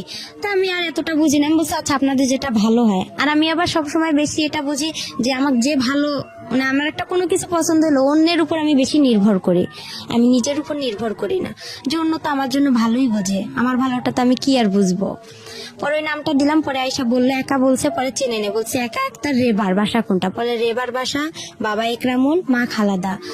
বলার পরে আমার খালা বলতেছে ওইটা, কয় ওর বাবা কি করে। আমি আবার তখন কি করছিলাম, মানুষের বাসায় আমার মামার বাসায় ভুট্টা যে ছিলে ওই ভুট্টা ছিলতে বসছি বৃষ্টির দিন। পরে আমার খালা পরে ডাকতেছে, বলতেছে রেবা তোর বাসা এরকম, রেবা রেবা করে চিল্লাচ্ছে। পরে স্যার নাকি বলতেছে যে ওকে ডাকতে হবে না, ওর বাসা কোনটা দেখাই দেন। পরে বলতেছে এইটা, বলতেছে আপনি কি সত্যি কথা বলতেছেন, বলতেছে হ্যাঁ। ওর কি সৎ মা, ওর বাবা কি ভ্যান চালক, বলতেছে হ্যাঁ। পরে বলতেছে ও মেয়েটাকে এখন ডাক দেন। পরে আমাকে ডাক দিল, পরে আমি বলতেছি, সালাম দিলাম যে স্যার আপনি ভালো আছেন, বলতেছে হ্যাঁ। বলছে তোমার বাসা, আমি বলছি এইটা। কয় তুমি যে ওই পাকা বাসা থেকে বের হয়ে আসলা, আমি বলছি স্যার ওটা আমাদের বাসা না, আমি ওখানে ভুট্টা খুলতে গেছিলাম আর কি, ভুট্টা খুলে আর কি ওগুলা খড়ি, আমাদের অঞ্চলে বলে যে খড়ি লাকড়ি রে, ওইটা আনার জন্য গেছিলাম। আর তোমার মা, আমি কই আমার মা তো গরুর জন্য ঘাস কাটতে গেছে আর আমার বাবা ভ্যান নিয়ে গেছে। বলার পরে বলতেছে আচ্ছা তুমি তাহলে পরীক্ষা দিতে আসো অমুক দিনে। পরে আমি পরীক্ষা দিতে গেলাম, ছাত্ররা বলতেছে তোমার বয়সটা বাড়াইতে হবে। পরে আমি কি করলাম, মা আসলো ঘাস কাইটা, আসার পরে মুরগির মাকে বললাম যে এরকম স্যার আসছিল বাসা দেখার জন্য, দেখছে আমারে ডাকছে, মানে জন্ম নিবন্ধন, তারপরে চেয়ারম্যান সার্টিফিকেট, স্কুলের 8 পাশে সার্টিফিকেট লাগবে। তখন তো আমি 6-এই পড়ি। পরে এখন মামাকে বললাম, মামাকে আবার মুরগি বিক্রি করলাম, মুরগি বিক্রি করে আমাদের চেয়ারম্যানের যে সার্টিফিকেট জন্ম নিবন্ধনটা ওইটা, চেয়ারম্যানের সার্টিফিকেট, ওখানে 100 টাকা দিয়ে ওই 2টা উঠাইলাম, বয়স বেশি দিলাম, নামও চেঞ্জ করলাম। করার পরে এখন 8-এর সার্টিফিকেট, এখন ওই আমার আলমগীর মামাকে, ছোট মামাকে বললাম, তো বলতেছে টাকা লাগবে। তো এখন আমি বলতেছি মামা অল্প কিছু করে টাকা নেন, আমার কাছে তত টাকা নেই, আবার ছবি উঠাইতে হবে, আমার ছবি জমা দিতে হবে। পরে আর কি জন্ম নিয়ন্ত্রণের কার্ডটা নিলাম, তারপরে আপনার চেয়ারম্যানের সার্টিফিকেট নিলাম, 8 পাশের সার্টিফিকেটটা 100 টাকা দিয়ে নিলাম, নিয়ে ওগুলো সব জমা দিলাম। জমা দেওয়ার পরে স্যারেরা আমাকে নিবে না, আরেকটা স্যার আমাকে নিবে না, হেড স্যার ওখানকার, বলতেছে না এই মেয়ে চলবে না। পরে স্যার বলতেছে স্যার আপনি নেন, আমার জন্য ওই স্যার অনেক রিকোয়েস্ট করছে স্যারকে, তারপরে উনি আমাকে নিল, নিয়ে আমি ট্রেডে ভর্তি হলাম, টেইলারিং এ আর কম্পিউটারে। ওখানে আবার 1 বছরের কোর্স, 6 মাস হচ্ছে আপনার মহিলাদের কাজ শিখায়, 6 মাস পুরুষদের কাজ শিখায়। ওখান থেকে আপনার আবার টাকাও দেয় ওরা, প্রতি মাসে 300 করে, খাতা কলম সবকিছু ফ্রি। ওকে, ওখান থেকে সবকিছু। পরে ওখানে আমি কাজ শিখলাম 1 বছর, 1 বছরে আমার 100 টাকা করে জমা থাকলো, 1200 টাকা। ওরা 400 করে দেয়, 100 করে ওখানে কাইটা রাখে। যখন আমরা ওখান থেকে বের হয়ে আসি তখন উনি 1200 টাকা স্যারেরা দিয়ে দেয়, আর ওনারা ওখান থেকে চাকরি দিয়ে দেয়। পরে আমি এভাবে পড়তেই থাকলাম, 6 মাস হয়ে গেল। হওয়ার পরে আমি যেই হোক আমাকে বাসা থেকে আমি যে টাকাটা খরচ করি, এই টাকাটা আমার বাবা মা হিসাব চায়, বলতেছে টাকাটা তুমি দাও। পরে আমি ওই টাকাটা দিয়ে কি করে, আমি একটু ক্রিম কিনি বা আমার যেটা খাইতে মন চায় আমি ওইটা খেয়ে ফেলি, টাকাটা আমি বাসায় দিই না। আর টাকাটা দিয়ে বাসায় দিই না, তখন ওখান থেকে আবার কি করি, মার জন্য আপনার ব্লাউজ কিনি, পেটিকোট কিনি। কিসের কাজ করতেন আপনি ওই সময়টা? ওখানে টেলারিং এর কাজ করতাম। টেলারিং কাজ করতেন, লেখাপড়া বন্ধ হয়ে গেল? হ্যাঁ, লেখাপড়া আমার টোটালি বন্ধ হয়ে ক্লাস 6 গেল। থাকা অবস্থায়? হ্যাঁ, ওকে, বন্ধ হয়ে গেল। হওয়ার পরে আমি ওখানে কাজ শিখতেছি, শেখার পরে ওখান থেকে কি করি, যে জামা কাপড় বানানো হয়, ওখান থেকে আবার বিক্রি হয়। তা আমি আবার কি করি, সবাই সবার মার জন্য নেয়, আমি আমার মার জন্য ব্লাউজ পেটিকোট এগুলো ওখান থেকে বানাই নিতাম টাকা দিয়ে। আমার যে টাকাটা পাইতাম আমি প্রতি মাসে, 1 মাস পর 300 টাকা, ওইটা দিয়ে আমি কি করলাম, আমার মার জন্য ব্লাউজ নিতাম, এটা নিতাম, আমার ভাইয়ের জন্য নিতাম, বা মাঝে মধ্যে বাসা খাবার টাবারও নিয়ে আসতাম। এভাবে আমার কয়েকটা দিন চলে গেল প্রথম নতুন ভর্তি অবস্থায়। যাওয়ার পরে তারপরে আবার কি করলো, আমি হচ্ছে ওখানে আমার যে ওই আমার মার সৎ মার বড় ভাইয়ের ছেলে, নাম ওর হচ্ছে আলামিন। তখন এখন আমি আবার কি করলাম, আমার ছোট অবস্থায় আমি আবার রিলেশন, মানে এতটা বুঝতাম না, কিন্তু ভালো লাগতো। আলামিনের আগে হচ্ছে ওখানে আরেক মামাতো ভাইয়ের সাথে, তার সঙ্গে আর কি আমার সম্পর্ক হয়ে যায়। ও হচ্ছে টেকনিক্যালে পড়ে, ও আগে বের হয়েছে, পরে বের হওয়ার পর ওই আমাকে ওখানে ভর্তি করাইছে, মানে খোঁজ দেওয়া হয়েছে যে এখানে ইউসেফ টেকনিক্যাল হয়েছে। পরে ওই ছেলে আর কি ওর সাথে আমার কয়েকদিন কথা হয়, হওয়ার পরে এটা নিয়ে আমার বাসায় খুব অশান্তি শুরু হয়। আমার মা আমাকে অনেক মারধর করে। আর আমি যে টেকনিক্যালে আপনার সকাল আমার 8টা বাজে মানে ক্লাস শুরু হইতো, আমি সকালবেলা উঠতাম, উঠে আপনার আরবি পড়তে যাইতাম, মুক্তব বলে, মুক্তবে যাইতাম, ওখান থেকে এসে আবার বাসায় প্লেট ঘরটা ঝাড়ু দিতাম, আবার গোবর যে উঠায়, আমাদের গরু ছিল, গোয়াল ঘর, এগুলো পরিষ্কার করতে হ্যাঁ হবে। এগুলো সম্পূর্ণ কাজ করতাম, করে ভাত পাইলে পাইতাম, না পাইলে এভাবে আমি অনাহারে চলে যাইতাম। আর আসতাম 1টা বাজে, 1টা বাজে আসায় আমি আবার কি করতাম, উঠান ঝাড়ু দিতাম, সব কাজকর্ম করে তারপরে একটু ভাত খাইতাম, খাইয়া যদি একটু বিশ্রাম নিতাম, মা চিল্লাচিল্লি করতো, অনেক গালাগালি করতো খারাপ ভাষা করে। ওকে। পরে বলতো যে, আর ওই ছেলের সাথে আমাকে যখনই একটু দেখতো তখনই আমার মা মনে করতো যে আমি কি না কি করে ফেলছি, আইসা আমাকে মনে করেন হাতে যদি পাশুন থাকতো পাশুন দিয়ে মারতো, লাঠি পাইতো লাঠি দিয়ে মারতো, খুবই অশান্তি শুরু করতো আমার ওই মা। ওকে। আর আমি ভালো ঠিকভাবেও আমার মা আর বাবার কাছে আমি এমন কিছু পাইনি যে তারা আমাকে আদর দিছে, ভালোবাসা দিছে, মানে এতটুকু পাইনি। আমি যে মার যে মা, আমি ওনার কাছ থেকে সবসময় একটা জিনিস চাইতাম, যে উনি যখন ওনার সন্তানকে ভাত উঠায় খাওয়াইতো ভাইয়া, তখন আমার খুব ইচ্ছা করতো যে আমাকেও মা ভাত উঠায় খাওয়াবে। আমি তখন বলতাম যে আমারও একটু খাওয়ান, সে ঘৃণা করতো, আমার মুখ থেকে ভাতটা পড়বে বা তার ছেলেরে খাওয়াবে, সে চাইতো না। আর যখন ওই ছেলেটার সঙ্গে আমাকে দেখতো তখনই খুব মারধর করতো, আমার ওই ছেলেটার মাও আমাকে অনেক বকাবকি করতো। আর আমি পারতাম না, যে আমি আবার চিন্তা করতাম যে ছেলেটাকে বিয়ে করলে হয়তো বা, আমি এতটুকু বুঝতাম না যে ছেলেটার সাথে আমি কথা বলে হয়তো মান সম্মান শেষ হবে বা এগুলা কিছুই বুঝতাম না। কিন্তু জাস্ট ভালো তারা- লাগতো এটাই। হ্যাঁ জাস্ট ভালো লাগতো, কিন্তু এরা কেউ বুঝতো না, Okay. এরাই এটা নিয়ে সবসময় বাড়াবাড়ি করতো। আর আমার মা বাবা কোথাও যাইতো, আমার ঘরে তালা মাইরা যাইতো। আর আমি সব কাজ করছি সৎ মায়ের, আমার এমন কোনো ভুল ছিল না। সে আমার শাসন করছে ঠিক আছে, কিন্তু এরকম করে শাসনটা আসলে তার ঠিক হয়নি। সে আমাকে পারতো, বুঝাই বলতে পারতো, কিন্তু সে মারলে যে আমাকে মারধর করবে আর আমি বুঝবো, এটা কিন্তু ঠিক না। বন্ধ হওয়ার পরে আমি আমার ওখানে টেকনিক্যালে আমার 3 মাস হওয়ার পরে আমি কাজটা আমার রানিং হয়ে যায় ওখানে। ওকে। কাজ রানিং হওয়ার পরে আমার মামি হচ্ছে বলতো যে, এরকম এক মামি বলতো যে তুই তো অনেক বড় হয়ে গেছিস। তখন একটা ফোন কিনলাম আমি চুরি করে, ওই আলামিনের বোন ছিল ফেন্সি, ও আবার হচ্ছে অনার্সে পড়তো কারমাইকেলে, পড়ার পরে ওই আপুর সাথে আবার আমার বেশি একটু ভালো সম্পর্ক ছিল। ও কিছু করলে আমাকে এসে বলতো, কোথাও গেলে আমাকে নিয়ে যেত, মানে আমাকে খুবই ভালোবাসতো, আদর করতো ওই মামিরা, আলামিনের বাবা মা ওর বোন, ওখানেই বেশিরভাগ খাওয়া দাওয়া হইতো। তারপরে এভাবে আমাকে ওই মামি আবার বলতেছে, ফোন কিনলাম, কেনার পরে ওই ফেন্সি আপুর সিমটা আমার কাছে ছিল, ওই সিমে আবার ছিল ওর আলামিনের নাম্বার। আচ্ছা। তখন আবার কি করলাম, ওর সঙ্গে আমি কথা বললাম, কথা বলার পরে 2-1 দিন কথা বলার পরে আমার ওই মামি আবার বলতেছে যে তুই আলামিনের সাথে রিলেশন করতে পারিস, সম্পর্ক করতে পারিস, আলামিন দেখতে শুনতেও ভালো, ছেলেটা চাকরি করে কাজী ফার্মে, ও কিন্তু ইউসেফ টেকনিক্যাল থেকে ওয়েল্ডিং এর কাজ শিখে ও কাজী ফার্মে গেছে তেঁতুলিয়ায়। তা আমার মামি এখন আমাকে বুদ্ধি দিতেছে যে তুই ওই ছেলেটার সাথে দেখ সম্পর্ক করতে পারিস নাকি, আলামিন ভালো, ও চাকরি করে, তুইও তো চাকরি করবি, তুইও তো ইউসেফে কাজ শিখতেছিস। এভাবে বলার পরে তারপরে যাই হোক আমি ওর সাথে সম্পর্ক শুরু করলাম।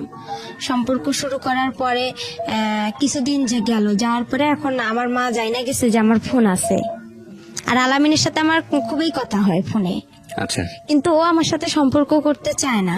তারপরেও আমার কেন যেন ওকে আবার ভালো লেগে যায়। প্রথমে ওকে আমি দেখতে পাইতাম না, ওকে মানে খুব খারাপ লাগতো।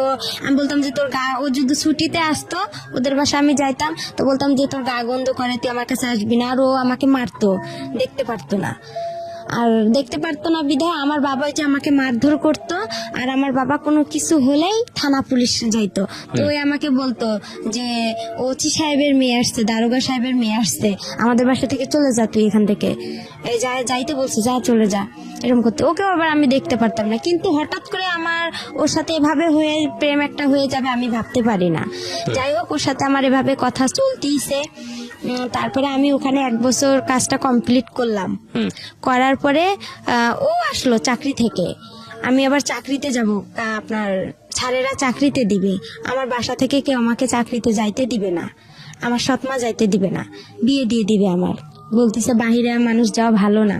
হুম ও এখানে আরেকটা কথা আছে, আমি যখন টেকনিক্যালে ভর্তি হইলাম ভাইয়া, তখন হচ্ছে আমার যে মুরগি দুইটা ছিল বলছিলাম, ওই মুরগি দুইটা যে বিক্রি করে আমি মনে করেন এগুলো কাস্ট সার্টিফিকেট, জন্ম নিবন্ধন এগুলো জোগাড় করে যে দিলাম, তখন আমার ওই সৎ মামিরা বলছিল যে হচ্ছে ও তো ওখানে গেলে একদম খারাপ মেয়ে হয়ে যাবে, ও যে খারাপ, গ্রামে কত ছেলের সাথে সম্পর্ক করে, আর ওখানে গেলে তো অনেক খারাপ হয়ে যাবে। হুম তা আমি তাদেরকে বলছি যে আমি ওখানে গেলে কিছুই করব না, কেন আমি মনে মনে তো আলামিনের সঙ্গে কথা বলি।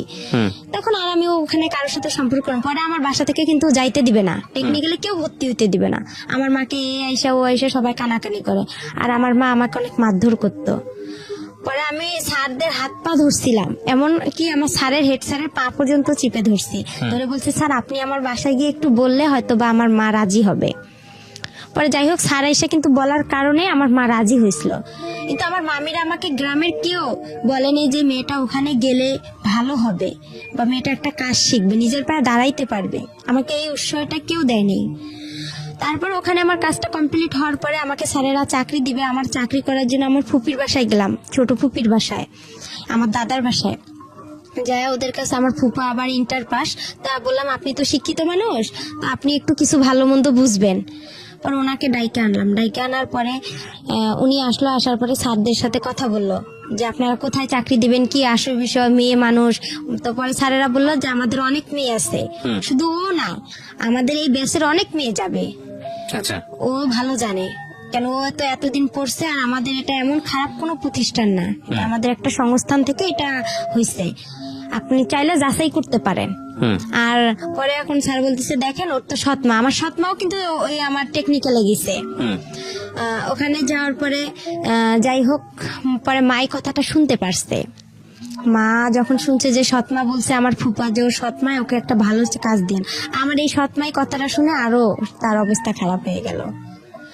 এভাবে আমি গাজীপুরে চাকরিতে আসলাম, গাজীপুরের নতুন বাজার, ওখানে আমি গার্মেন্টসে চাকরিতে আসলাম।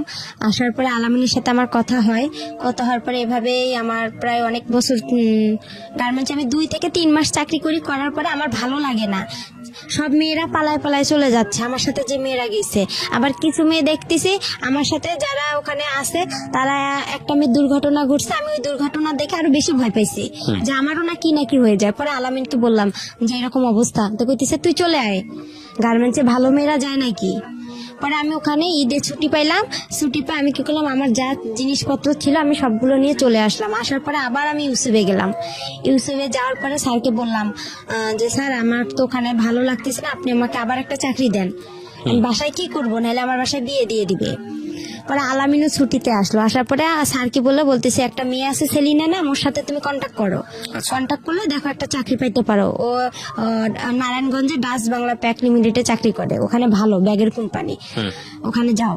পরে ওই মেয়েটার সাথে আমি যোগাযোগ করলাম, করার পরে মেয়েটা আমাকে নিয়ে গেল, আমি বলতেছি আপু আমাকে নিয়ে যাও। পরে আমার বাবা কি করলো, ওই মেয়েটা আমি ও ফির আরেকটা ওর বোনকে নিল, নেওয়ার পরে 3 জনে আমি চলে আসলাম নারায়ণগঞ্জে আসার পরে ওখানে আমার কয়েকটা দিন ডিউটি করলাম, 1 সপ্তাহ ডে 1 সপ্তাহ নাইট। ওখানেও আমার খুব কষ্ট লাগছিল, আমি ডিউটি করতে পারতেছি না, হঠাৎ করে নাইট করব, খুব ক্লান্ত বয়স লাগতেছে। কত আপনার যখন এই কাজগুলো করছেন? তখন আমার বয়স হাইয়েস্ট হইলে আমার বয়সটা আমি বলতে পারবো না, কিন্তু কোন ক্লাসে পড়ার বয়স? 6-এ 6 থাকা অবস্থায় ঘটনা ঘটছে। 6-এ তখন 1 বছর আমার গিয়ে হয়ে গেল, তাহলে 7 ক্লাস 6-7 এর বয়স। 7 বয়সের কথা। তখন এইভাবে আর কি মনে করেন ওখানেও যে ডিউটি করলাম, করার পরে এখন আমার বাবা বাসা থেকে আমার ফোন গেল, যাওয়ার পরে আমি ফোন গেল, আমার আলামিন ফোন দিল, দিয়ে বলতেছে তোর বাবা মা সারাসারি হয়ে গেছে। আচ্ছা আমি শুনে অবাক হয়ে গেছি, আমি খুব মানে ভেঙে পড়ছি। ভেঙে পড়ার পর আমাকে ওই আপু সেলিনা আপু বলতেছে যে তোমার কি হয়েছে একা। তো আমি বলতেছি আপু এরকম বিষয়, আমি এখন কোথায় যাব। আমি তাকে পুরো ঘটনাগুলো বললাম, তা সেও কষ্ট পাইতেছে, বলছে আচ্ছা তুমি কোনো টেনশন করো না, আমার বাসা আছে, তুমি এখানে চাকরি করতে থাকো। পরে আমি টেনশন আর চাকরি করতে পারি না। আর আলামিনের সঙ্গে আমি দিন রাত কথা বলি, মানে রাতের 8টা বাজে যদি ওর সাথে আমি কথা ধরি, আপনার দেখা যায় যে আমি ভোর 6টা পর্যন্ত ওর সাথে কথা বলতাম। আর কিন্তু ডিউটিতে যাইতে পারতাম না, পালায় পালায় থাকতাম, আমি ডিউটি করতে পারতাম না। আবার ওই হোটেলের যে খাবার আমাদেরকে কোয়ার্টার দিছিল, মেসের আন্টিদের খাবার আমি খাইতে পারতাম না, বাইরে থেকে যে খাবার কিনে আনবো, আয়না ঘরে রাখতাম, রান্না করতে পারতাম না, সিরিয়াল দেওয়া লাগতো। যাই হোক, এভাবে করে আমার ওখানে 1 বছর চলে গেল, কিন্তু ওখানে আমি কারোর সঙ্গে রিলেশন করলাম না। আমাকে অনেক ছেলে প্রপোজ করলো যে তুমি বিয়ে করো, স্যারেরাও খুব হেল্প করছিল যে আমরাই তোমাকে বিয়ে দিব। পরে আমি বলছি না আমার বিয়ে হয়ে গেছে, আমি মিথ্যা কথা বলছি যে আমার বিয়ে হয়ে গেছে এরকম। ওই ছেলে এখানে ও টেকনিক্যাল থেকে পাশ করে ওয়েল্ডিং থেকে আপনার কাজী ফার্মেও চাকরি করে, আমি সম্ভব না। পরে আমি এভাবে ডিউটি করতে পারি না। পরে আলামিনের সঙ্গে কিন্তু আমার মানে চুপি চাপে দেখা হয়। ও আসে রংপুরে, আমিও রংপুরে যে আমার বান্ধবীর বাসায়, ওখান থেকে ওর সঙ্গে দেখা হয়। এভাবে দেখা হওয়ার পরে পরে ওর সঙ্গে আমার প্রায় 2-3 বছর চলে গেল। 2-3 বছর চলে যাওয়ার পরে ওকে আমি বললাম যে আমাকে বিয়ে করো। তো বলতেছে যে বয়স এই বয়সে আমাদের বিয়ে হবে না। তখন আমি বললাম যে এই বয়সে বিয়ে হবে না, তাহলে তোমার কি প্রেমের বয়স হয়েছে? প্রেম করতে বলছে হ্যাঁ আমার প্রেমের বয়স হয়েছে, আমার বিয়ের বয়স হয়নি। তখন ওই মেসের আপুরা যারা বড় আপু ছিল সবাই আমাকে বলতেছে যে দেখো একা, তোমার হচ্ছে ওই ছেলে তোমাকে কখনোই বিয়ে করবে না। তারপরে যাই হোক এভাবেই চলে গেল। পরে আমি আবার রংপুরে চলে আসলাম। ওই ছেলে আলামিন আমাকে মেসে থাকার জন্য টাকা দিল, আমি লালবাগে মেসে উঠলাম। ডাইরেক্ট রংপুর থেকে সেলিনা আপু, যে আপু আমাকে নারায়ণগঞ্জে নিয়ে গেছে, ওই আপুর বাসায় আসলাম। আসার পরে ওখান থেকে ওর খালাকে, আবার ওর খালা মেসের বুয়া ছিল, পরে ওই বুয়াকে বললো যে খালা দেখেন এই মেয়েটাকে মেসে উঠানো যায় নাকি, মেসের লোক আমাকে নিবে না। মালিক বলতেছে মেয়ে তো পড়াশোনা করে না, আর আমাদের এখানে যারা পড়াশোনা করে তার ভার্সিটির মেয়েরা এখানে হোস্টেলে থাকে, এ কিভাবে থাকবে, আর এর টাকা কে দিবে? পরে খালা আবার বলতেছে দেখেন ওই মেয়ের বিয়ে হয়ে গেছে, শ্বশুর বাসা থেকে মেনে নিচ্ছে না, আপনি দেখেন একটু। পরে যাই হোক উনি আমাকে উঠাইলো। উঠার পরে 2-3 মাস আমাকে আলামিন মেসে সিট ভাড়া দিল, আমার খাওয়া খরচ দিল। পাশে আবার ওখানে থাকতে থাকতে পাশের রুম লাবণী আপু আছে, লাবণী আপুর সাথে আমার খুব পরিচিত, উনি আবার রোকেয়া ভার্সিটিতে পড়ে। পরে আপুকে সব কথা বললাম।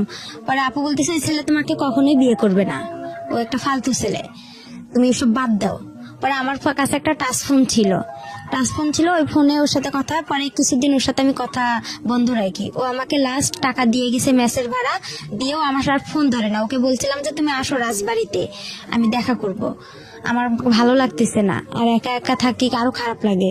সব আপুরা চলে যায়, আমি মেসে একাই থাকতাম ভাইয়া। পরে ওকে ডাকলাম, ও আসে না, ও ফোন বন্ধ করে রাখছে। পরে ওর খালাতো বোনের কথা বলে, দেখছো মরিয়ম অনেক ভালো, আমার ভাত উঠায় খাওয়ায়, এটা খাওয়ায় ওটা খাওয়ায় অনেক। পরে এইভাবেই ওর সাথে আমার, ওর বন্ধুকে বলা হয় সব কথা যে ও এরকম করতেছে কেন, ও আমার সাথে কেউ আমাকে বিয়ে করবে কি করবে না।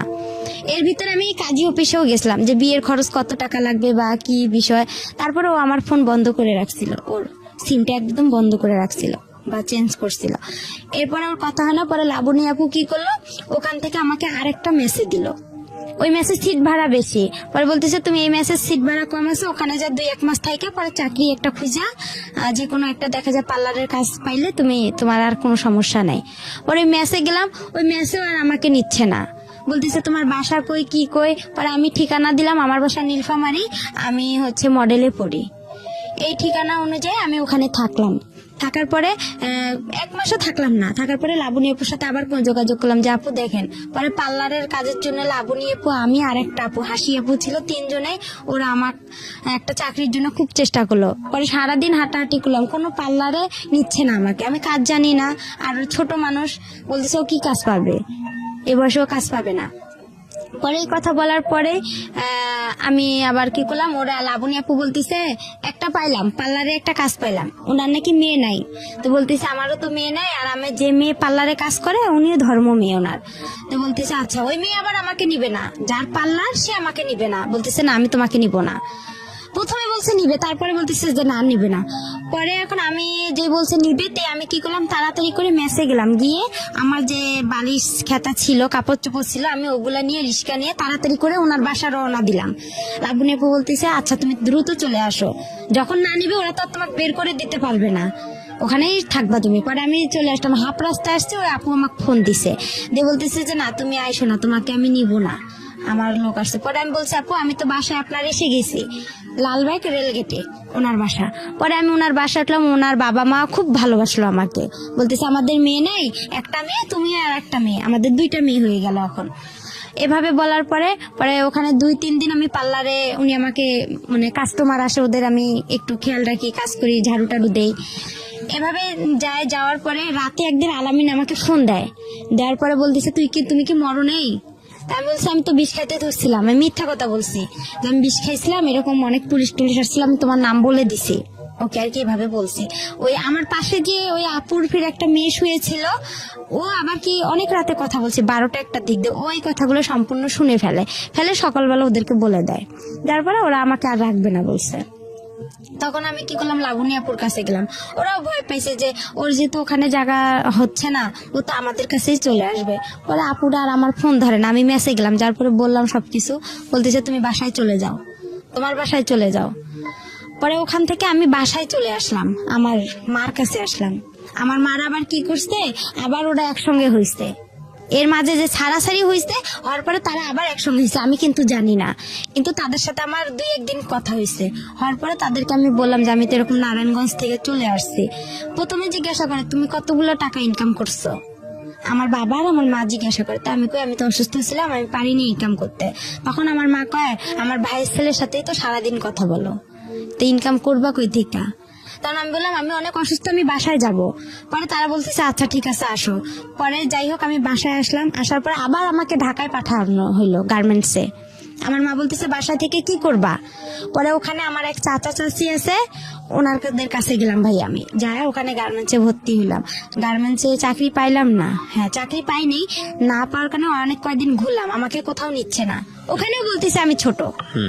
ওখানে আবার কয়েকদিন থাকলাম, থাকার পরে ওখানেও এক ছেলেকে পছন্দ করলাম, যে আলামিন তো আমার সাথে সম্পর্কই করতেছে না। তো ওখানে আরেক ছেলেকে পছন্দ করছিলাম, এটা আমার দাদা বাড়ির এলাকারই, নাম রতন ছিল, ছেলেটা ইন্টারভার্স ছিল। ও আর কি বাসা থেকে রাগ করে গার্মেন্টসে কাজের জন্য গেছিল। পরে আমার সাথে দেখা হয়, ওকে আমি আর কি বলি যে আপনাকে আমার খুব ভালো লাগে, আমি আপনার সাথে রিলেশন করতেছি, আমি এইভাবেই ডাইরেক্ট ওনাকে বলছি। তো উনি আবার কি করছে, ওর যে ভাই ছিল, ওর খালাতো ভাই, ওর বাসার আমার বাসা একসঙ্গে, ও আবার আমার বড় আব্বার ছেলে হয়, ওর খালাতো ভাই। পরে ও বলছে ও তো আলামিনের সাথে এরকম হয়ে গেছে। পরে রতন বলতেছে না আপনি যেহেতু আগে রিলেশন করছেন, আমার পক্ষে সম্ভব না। তখন ওটাও আমার ক্লোজ হয়ে গেল। পরে আমি চাকরি পাইতেছি না। পরে আমার কি ওই যে চাচা চাচির কাছে আমি থাকি, ওনারা আবার কি করলো, আমাকে ওই যে চাচার কাছে আমি প্রথমে গেছি, সে চাচা আমাকে রাতের বেলা, আমি তো চাকরি পাইনি, ওনার মেয়ে আছে, ওয়াইফ নাই, ওয়াইফ ছাইয়া দিছে। মেয়েটা আমার সাথে একটু বড় হবে, 1 বছর, ও গার্মেন্টসের চাকরি পেয়েছে। ওর বাবা হঠাৎ করে রাতের বেলা মেয়েটা ঘুমাইছে, উনি আইসা হাত দিতে চাচ্ছে মানে মুখে, মনে করছে আমি অনেক ঘুমাই গেছি, কিন্তু আমি তো ঘুমাইনি। তখন আবার আমি ফেসবুকও চালাইতাম হালকা পাতলা, অতটা বুঝতাম না, মেসেঞ্জার করতাম বা নাটক দেখতাম। উনি পরে আমি ওখান থেকে বাসায় ফোন দিলাম রাতেই, যে বাবা এরকম উনি এরকম করতেছে চাচা। পরে কি করলো, ওখান থেকে আমার আরেক চাচার বাসায় পাঠানো হলো। পরে বলতেছে দেখেন আমার মেয়েটাকে নেন, ওকে একটা চাকরি দেন, গার্মেন্টসের চাকরি। পরে ওখানে থাকলাম, এই রতনের সাথে যে সম্পর্ক করতে চাইছিলাম, এটা আর কি আমার চাচা চাচি জানাই গেছে, বলতেছে এই মেয়ে তো বেয়াদব। আর আমি কথা বলি ফোনে বেশি, আমার ফোনে তখন অনেক রং নাম্বার আসছিল, তো আমি কথা বলতাম। পরে আমার যে চাচা চাচি ওটা পছন্দ করতো না। পরে আমাকে কি করলো, ওখান থেকে ওরা বাসায় পাঠার কথা বলছিল। পরে আমি ওখানে পেপারে দেখলাম কাজী ফার্মে নিয়োগ দিছে। পরে আবার আমি ওদেরকে বললাম যে এরকম চাচি কাজী ফার্মে নিয়োগ দিছে, আমি এই চাকরিটা অনেকদিন ধরে করতে চাই, আমার খুব ইচ্ছা, এখানে নাকি অনেক স্যালারিও দেয় ভালো, কাজও কম। পরে যাই হোক ওখান থেকে এখন বাসায় আসবো, টাকা নাই গাড়ি ভাড়ার। পরে আলামিনকে ফোন দিছি যে আমি এরকম অবস্থায় আছি, আমার কিছু টাকা দেবো। আবার আমাকে 1500 টাকা দিছে। ওই টাকা দিয়ে আমার চাচা সহ আমরা বাসায় চলে আসলাম। বাসায় আসার পরে আমার মা বাবা অনেক অস্থির হয়ে গেছে, মানে আমাকে মারবে না ওরা কি করবে, মানে ওরা বুঝে উঠতে পারতেছে না। পরে কিছুদিন যাওয়ার পরে একটা আমি আপনার কাজী ফার্মে বললাম যে এরকম নিয়োগ আসছে। আমার চাচাকে আবার বললাম যে চাচা যাই হয়েছে, আমি রতনের সাথে যেটাই করছি, বা আপনার আমি হাত জোর করে আপনি বাসায় যা, মা বাবাকে একটু বুঝা বলেন আমাকে যাতে একটু পরীক্ষাটা দিতে দেয়। আমার একটা ছাগল ছিল, ওই নারায়ণগঞ্জে যখন আমি আসলাম না ওখান থেকে ঢাকা থেকে, তখন ওই যে আলামিন যে আমাকে মেসেজ যে টাকাটা দিছিল, ওখানে আমার কিছু টাকা ছিল, ওইটার আমার একটা নাকের নথ ছিল, ওই নথটা বিক্রি করে আমি একটা ছাগল কিনছিলাম। তো এই ছাগলটা ছোট ছিল, অনেক বেশ বড় হয়ে গেছে, 5000-6000 টাকা হবে। পরে এখন আমি যে ফার্মে পরীক্ষা দিতে যাবো, আমাদের কাছে কিন্তু কোনো টাকা নাই। আমার মা আবার আসলো রংপুরে আমার নানার বাসায় বেড়াইতে। যাই হোক ওখানে আসলো, আসার পরে আমার বাবা আর আমি কি করলাম, পরীক্ষা দেওয়ার জন্য আমরা যাবো কুড়িগ্রামে। তারপরে আর কি ভাইয়া মনে করেন এভাবেই গেল, যার পর পরীক্ষাটাও দিলাম, দেওয়ার পরে বাসায় আসলাম। বাসায় আসার পরে আমার ওই বাসায় রাজমিস্ত্রি এক কাজ করে আমার চাচার বাসায়, ছেলের বিয়ে হয়ে গেছে। বিয়ে হয়ে যাওয়ার পরে ওই ছেলের সাথে আর কি আমার মা আমার বিয়ে দেওয়ার জন্য খুব চেষ্টা করার পরে হচ্ছে আমি বলি যে না, আমি বিয়ে করব না। আমি তখন আমার একটা টাচ ফোন ছিল, ওটা বিক্রি করতে চাচ্ছি, যে বিক্রি করে আমি আর একটা ওই যে পরীক্ষা দিব, পরীক্ষার রেজাল্ট ভালো বের হলো, ওখানে আমি চাকরি করব। তো যাই হোক, ওটা আর হয়নি। পরে ছেলেটাকে দিয়ে আমার বিয়ের জন্য খুব চেষ্টা করেছিলাম আমি বিয়ে করবো। তখন আবার আলামিন আমার তার 2 দিন পরে ফোন দিছে। আলামিনের সাথে আমার কথা হয়েছে। কথা হওয়ার পরে আমার যে দাদি অন্ধ ছিল তাকে আমি রান্না করে দিতে গেছি। আমার বাবা আবার আমার দাদিকে পছন্দ করে না, রান্না করতে কেন গেছি এটা নিয়ে আমাদের বাসায় একটু হালকা পাতলা কথা হইতে হইতে মারধর শুরু হয়ে গেল। আমাকে বাসায় বৃষ্টি পড়ছে, আমাদের টিনের ঘর ছিল, বৃষ্টি পড়ে খাট ভিজে গেছে বিছানা। এখন আমার মা বলছে ওইটা উঠাই ফেলাও। তাই আমি বলতেছি এতটুকু ভিজাতে কিছু হবে না। এই সামান্য একটা কথা নিয়ে আমাকে তারা অনেক মারধর করলো, অনেক এমনভাবে মারধর করলো যা মানে গাছের যে মোটা ডালগুলো আছে ওই ডাল দিয়ে অনেক মারছে। মারতে মারতে আমি যে ঘরের যে একটা কোনাচি থাকে, কোনাটা মানে টিনের 2 সাইড দিয়ে বের হয়ে আমি চলে গেলাম। মানে আমাকে লাঠি দিয়ে এমনভাবে ঘুতানো হচ্ছে যে আমার মানে শরীর মানে ছিদ্র হয়ে যাচ্ছে। এভাবে বের হলাম, হওয়ার পরে সকাল আমার কেউ আসলো না আগাইতে। পরে আমার বড় আম্মা বলতেছে মেয়েটারে এভাবে মাইরা ফেলাইতেছে, তুই দেখতেছিস না? আমার সৎমারে বললো, আমার ভাই আর সৎমা ভ্যানের উপরে বসে আছে, কেউ কিন্তু আমাকে আগাইতে যায়নি। পরে আমার ওই বড় আম্মা এসে দরজা, একরামুল তুই দরজা খোল, মেয়েটারে কি মেরে ফেলবি, এভাবে বলার পরে দরজাটা খুলে দিল। পরে সকাল হয়েছে, হওয়ার পরে আমি আবার কি করছি, আমার মার সাথে আবার সকালে আবার আমার বাবা ঝগড়া লেগে গেছে। লাগার পরে পরে আবার কি করছে আমার বাবা, বলতেছে তুই চলে যা। আমার মা চলে যাবে দাদার বাড়ি, নানার বাসায়, ওনার ছেলেকে নিয়ে। তখন আমি বলতেছি আমিও আমার মার কাছে চলে যাব, আমার নিজের মার কাছে চলে যাব, আমার মোবাইলটা নিয়ে দেন, আমি মোবাইলটা বিক্রি করলে আমার টাকা হবে, এই টাকা নিয়ে আমি চলে যাব। এভাবে বলার পরে দেখা যায় আমার বাসায় আর কি আমার ওই গ্রাম অঞ্চলে আমার যে দাদা ছিল বিচারক, উনি এসে আর কি যাই হোক করতেছে, দরকার নেই কেউ কারো কোথাও যাওয়ার দরকার নেই, এগুলো তুই ভালো হ, মেয়ে এখন একটু বড় হয়েছে, বিয়ের সাথে ঘর আসবে, এখন তুই ভালো হ। হওয়ার পরে এভাবেই যাই হোক হয়ে গেল। হওয়ার পরে চুপচাপ সবাই সন্ধ্যা লাগছে, সন্ধ্যার সময় আমার বাবা দোকানে গেছে, ভাই বাহিরে, মা রান্না করতেছে। আর আমার মা আবার ওই যে রংপুরে আমি যেদিন পরীক্ষা দিতে গেলাম সেদিন আমার মা ওখান থেকে ঘর বিক্রি করে 5,000 টাকা নিয়ে আসছে। ওখানে যে আমার আগের ঘর বাড়িগুলো ছিল রংপুরে নানার বাসায়, ওগুলো সব বিক্রি করে চলে আসছে ওরা। তখন ওই 5,000 টাকা নিয়ে আসছে। ওই 5,000 টাকা আমি কি করছি, ওই ছেলেকে আমার চাচিকে বলছে যে চাচি ওই ছেলেটাকে বলেন তো আমার আর মারধর ভালো লাগে না, আমার খারাপ লাগতেছে অনেক। খুব কান্না করছি তার কাছে। করার পরে সে পরে বলতেছে, আমি বলতেছি রানাকে বলেন, ওই যে ছেলে মিস্ত্রি ওর নাম ছিল রানা। পরে আমি বলতেছি রানাকে বলেন আপনি, দেখেন ও আমাকে আমার মার কাছে রেখে আসবে নাকি। কয় কি না, তুমি এই কথা বললে কি সে তোমাকে নিয়ে যাবে, তুমি বলতে হবে যে আমি তোমাকে বিয়ে করলেই সে তোমাকে আগে রেখে আসবে, আর 5,000 টাকা দিয়ে কি হবে। এই কথা বলে আমি বলতেছি আচ্ছা ঠিক আছে, আমার নাকের নটটা আছে, এটাও আপনার কাছে রাখেন, এটা আপনি বিক্রি করে নিন। আমি ভাবলাম যে সবারই তো একটু না একটু লোভ আছে। পরে এভাবে সন্ধ্যা লাগছে, আমার সবাই দিক ওদিক হয়েছে, আমি 5,000 টাকা নিচ্ছি। আর আমার ব্যাগের কাপড় চোপড় আগে থেকে আমার চাচির ঘরে ছিল, ওই কাপড় চোপড় নিয়ে ছেলেটা আসছে সন্ধ্যার দিক দিয়ে। ছেলেটা আগে থেকে বাহিরে ছিল, ও মানে সাইকেল নিয়ে। পরে ওই ছেলেটা আসছে সন্ধ্যার দিক দিয়ে আমি ছেলেটার সঙ্গে চলে গেছি। ছেলেটা অনেক দূরে মানে ভয় পাচ্ছে। আর আমার আব্বু একটু মানে পুলিশ থানা এরিয়া করতো, আওয়ামী লীগ করতো। পরে সে কি করছে, আবার খবর পাইছে সঙ্গে সঙ্গে যে আমি বাসা থেকে খোঁজাখুঁজি করছে আমাকে। মা দেখছে এসে টাকাও নাই, আমি তো পালাই আসছি। পরে ছেলেটা অনেক দূরে সাইকেল চালাইতে এক বাসায় এসে বলতেছে একে একটু ভ্যানে উঠাই দেন। পরে আমাকে ওখানে আবার অনেক পুলিশ গ্যাঞ্জাম হচ্ছে রাস্তায়। ছেলেটা আবার খুব ভয় পেত, মানে একটু মূর্খ ছিল, খুব পুলিশ ভয় পেত। পরে বলতেছে উনারা আবার কি করলো, আমাকে ভ্যানে উঠে হাফ রাস্তা পার করে দিল যে জায়গাটা গ্যাঞ্জাম। পরে ওই জায়গাটা আমি গেলাম, যাওয়ার পরে ছেলেটা আবার আমাকে সাইকেলে উঠে নিল। নেওয়ার পরে সে অনেক দূরে সাইকেল ছাড়ছে। পরে আমি রাস্তায় পড়ে গেছিলাম, ঘুরতে ঘুরতে অনেক দূরে চলে গেছিলাম, মাথায় ব্যথা পেয়েছিলাম, কোমরে আঘাত পেয়েছিলাম। হ্যাঁ, পরে হওয়ার পরে সে আমাকে তার মামির বাসায় নিয়ে যাওয়ার পরে তার মামাতো বোনেরা আমার ব্যাগটা খুলে দেখলো কি কি আছে। যখন 500 টাকা নোট ছিল, গ্রাম অঞ্চল, 5,000 টাকা পাইছে তারা মানে খুবই একদম খুশি হয়ে গেল। পরে আমি বলতেছি যে আমার মাথায় পানি ঢালা হলো, আমাকে পানি খাওয়ানো হয়েছিল। হওয়ার পরে আমি একটু হালকা ভালো লাগতেছিল। পরে বলতেছে ছেলেটা আমার ঘরে একা, ওরা সবাই বের হয়ে ছেলেটাকে আমার ঘরে রেখে আসছে। পরে ছেলেটা আমার গায়ে টাচ করতে চাচ্ছে, আমি বলতেছি আপনি আমাকে টাচ করবেন কারণ আপনাকে আমি বলছি যে আমার মার কাছে রাখতে হবে। তো বলতেছে আপনি না বলছেন আপনার চাচিকে বিয়ে করবেন আপনি আমাকে। আমি বলতেছি আমি তো একটা ছেলেকে সম্পর্ক করি, আমি একটা ছেলেকে খুব ভালোবাসি, আর আমি আপনাকে বিয়ে করতে পারবো না, আর আপনাকে আমার ভালো লাগতে হবে।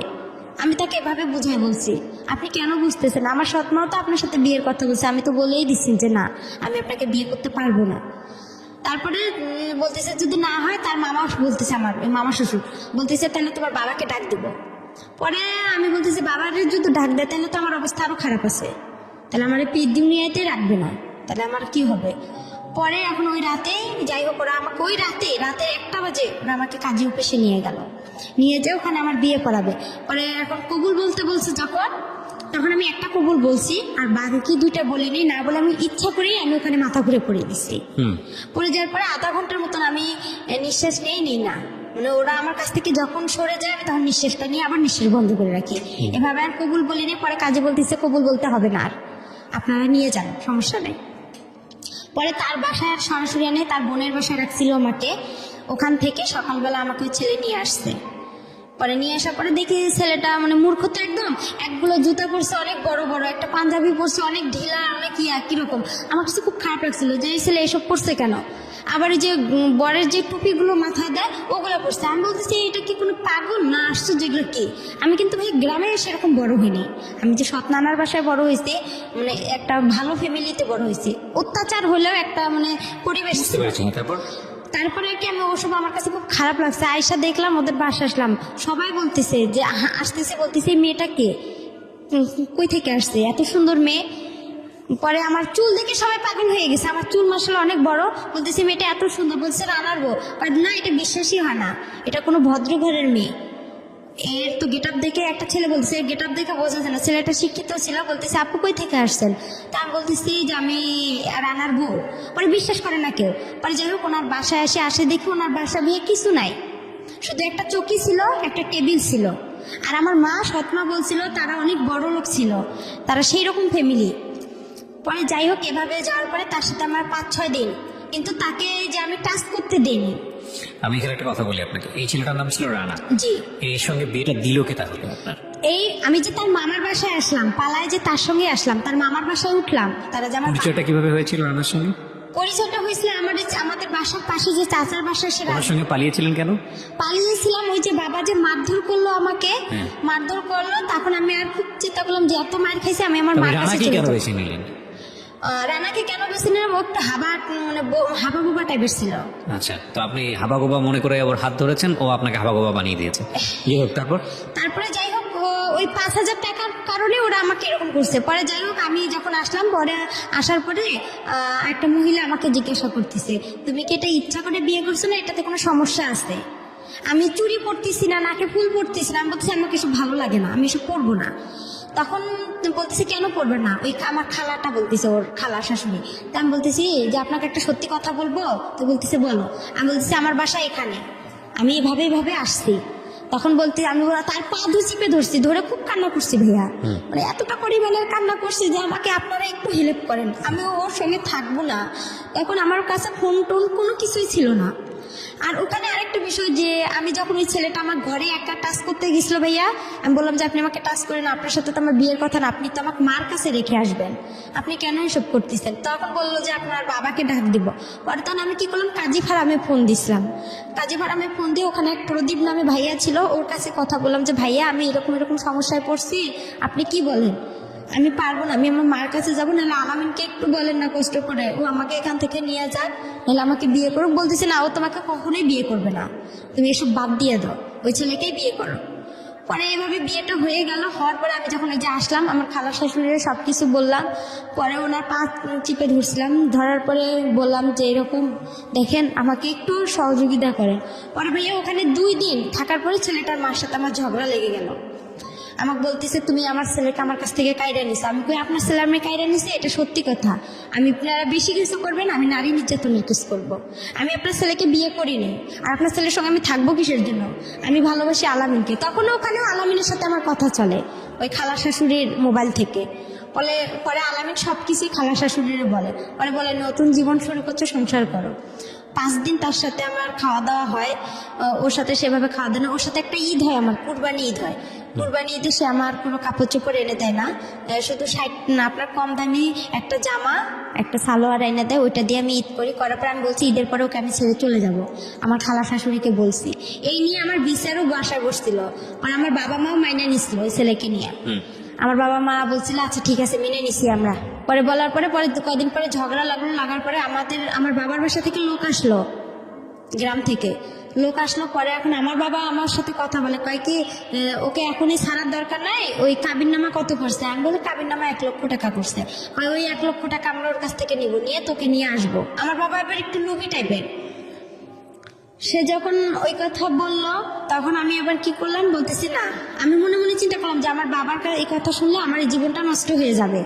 পরে আমি খালা শাশুড়ি কাজ ছেলেটাকে ভয় দেখাইলাম যে আমি নারী নির্যাতনে কেস করবো, নাহলে আমি ফাঁসি নোটকে মরে যাবো এখানে, আপনি আমাকে ছেড়ে দেন, নাহলে আমি আপনাকে ছেড়ে দিব।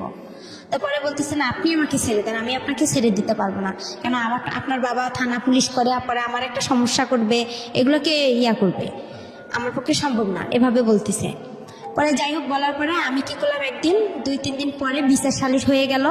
হওয়ার পরে চুপ করে আমার খালা শাশুড়িকে বলছি যে আমি ওকে সাইডা দিতে যাবো কুরবানি ঈদের 2-3 দিন পরে। পরে বলার পরে ওই ছেলেটাকে নিয়ে আমি রংপুরে আসলাম কোর্টে আসার পরে ওকে আমি ওখান থেকে কোর্ট তালাক করছি।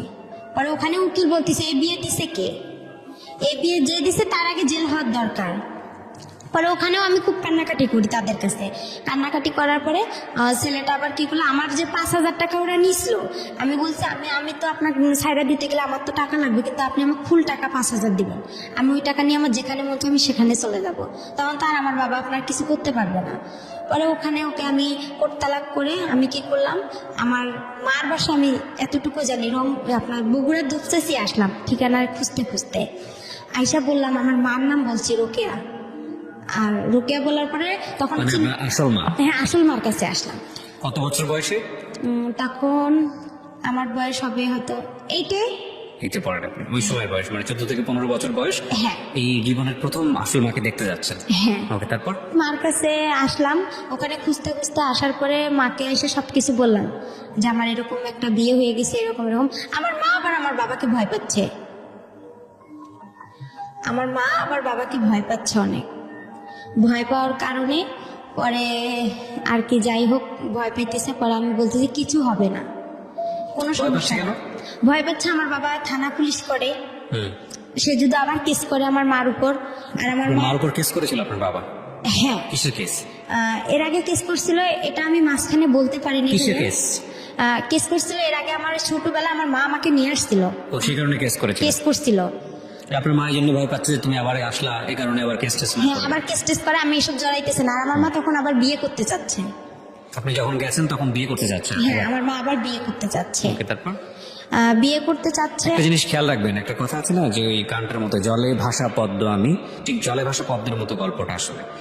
একটা মেয়ে যদি ফ্যামিলি না থাকে তাহলে সে কিভাবে কোথায় কোথায় যায়, এবং ভাসতে ভাসতে তার কথা ওঠাই হচ্ছে না, না নিজের বাবার কাছে, না সৎ মায়ের কাছে, না নিজের মায়ের কাছে। এবং পরিবার তো নাই, সমাজ তো আরো অনেক জটিল একটা জায়গা। এগুলো আসলে নতুন না জীবন গল্প, এটা বহুবার এসছে, বিভিন্ন অ্যাঙ্গেল থেকে এসছে।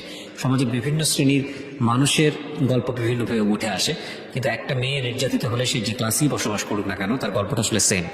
বলেন তারপরে যাই হোক ওখানে আসলাম, মা সবাই আমাকে ভয় পাচ্ছে, আমি তো বড় হয়ে গেছি, টাকা পয়সা অনেক লাগবে, অনেক কিছু বিষয় আছে এখানে।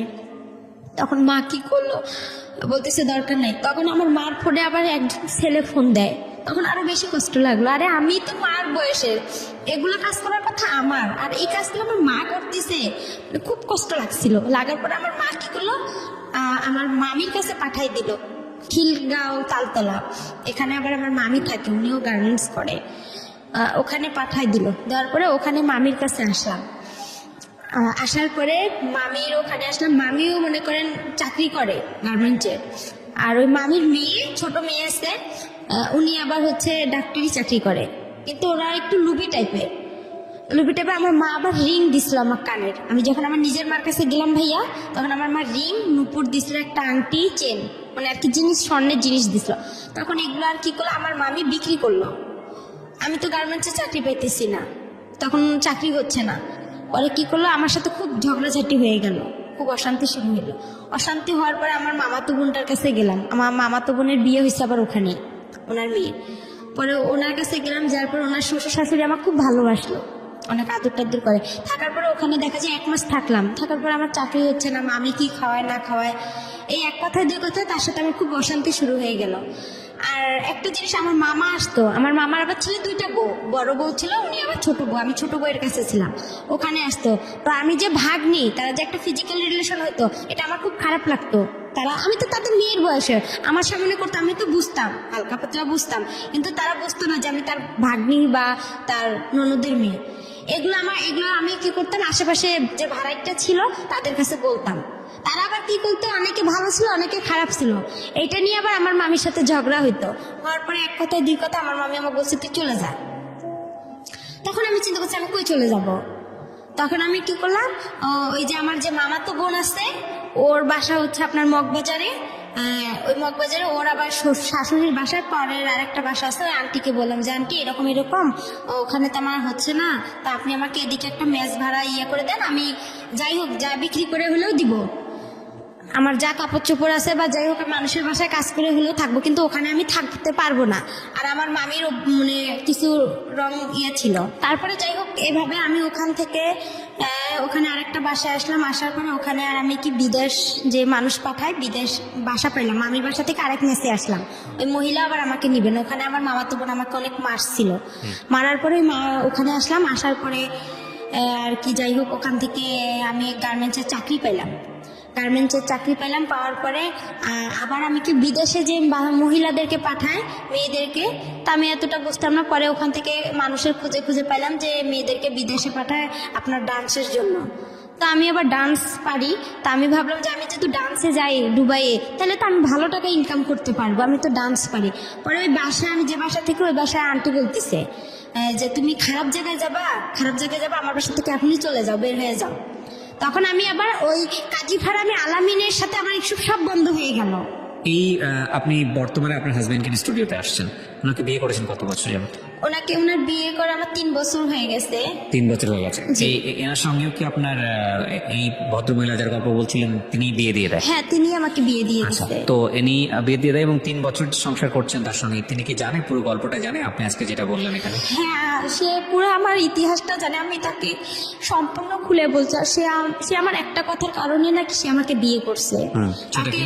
সেটা কথা হচ্ছে আমার যে বিয়েটা, ভাই এখানে আরেকটু, তার সাথে যে আমার বিয়েটা হয়েছে, আমার ওই মামা শ্বশুর আমাকে দেখতে আসছিল, আমার হাজবেন্ড সহ দেখতে এসে আমার মামা শ্বশুর কথা উঠাইছে যে তোমার বাড়ি কই, কি কথার জন্য বিয়ে করেছে সেটা বলেন, আমি স্টোরি দিতে সেটা কি যাচ্ছি না। কথার জন্য, সেটা হচ্ছে সে চলে গেছে, আমাকে দেখার পরে সে চলে গেছে। যাওয়ার পরে সে বলতেছে হচ্ছে, আমি তাকে একটা মেসেজ করছি যে আমাকে কি আপনি ভুলে গেছেন, সে এই কথার কারণে নাকি আমাকে বিয়ে করছে, সে আমাকে অসহায় দেখে বিয়ে করছে। আপনার সব স্টোরি কি জানতো আগে, বিয়ের আগে যে ঘটনাগুলো ঘটেছে হ্যাঁ, সেগুলো কি তাকে জানতো? আমি বিয়ের আগে সম্পূর্ণ বলছি যে আমি এরকম অবস্থা আমার। ওনার ফ্যামিলি আছে?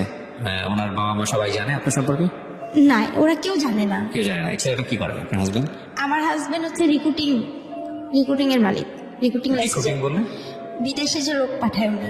আচ্ছা, তো এই 3 বছর যাবত সংসার করছেন আপনি, আপনার আগেও একটা বিয়ে ছিল সেটাও জানে। জি, তো সবকিছু মিলে কেমন আছেন আপনি? সবকিছু মিলা আমি মোটামুটি বেশি ভালো নেই। এই জন্যই আমি চাইছিলাম যে আমার হাজবেন্ডকেও আজকে আমি এখানে রাখতাম। কেন ভালো নেই? কেন ভালো নেই, সে আমাকে এত কিছু থেকে বঞ্চিত কেন করছে, সেটা আমাকে অসহায় দেখে বিয়ে করছে। এত কিছু থেকে বঞ্চিত করছে বলে? এত কিছু থেকে আমি কি তার কাছে কি কোনো প্রাপ্য পাবো না? কি বঞ্চিত করেছে?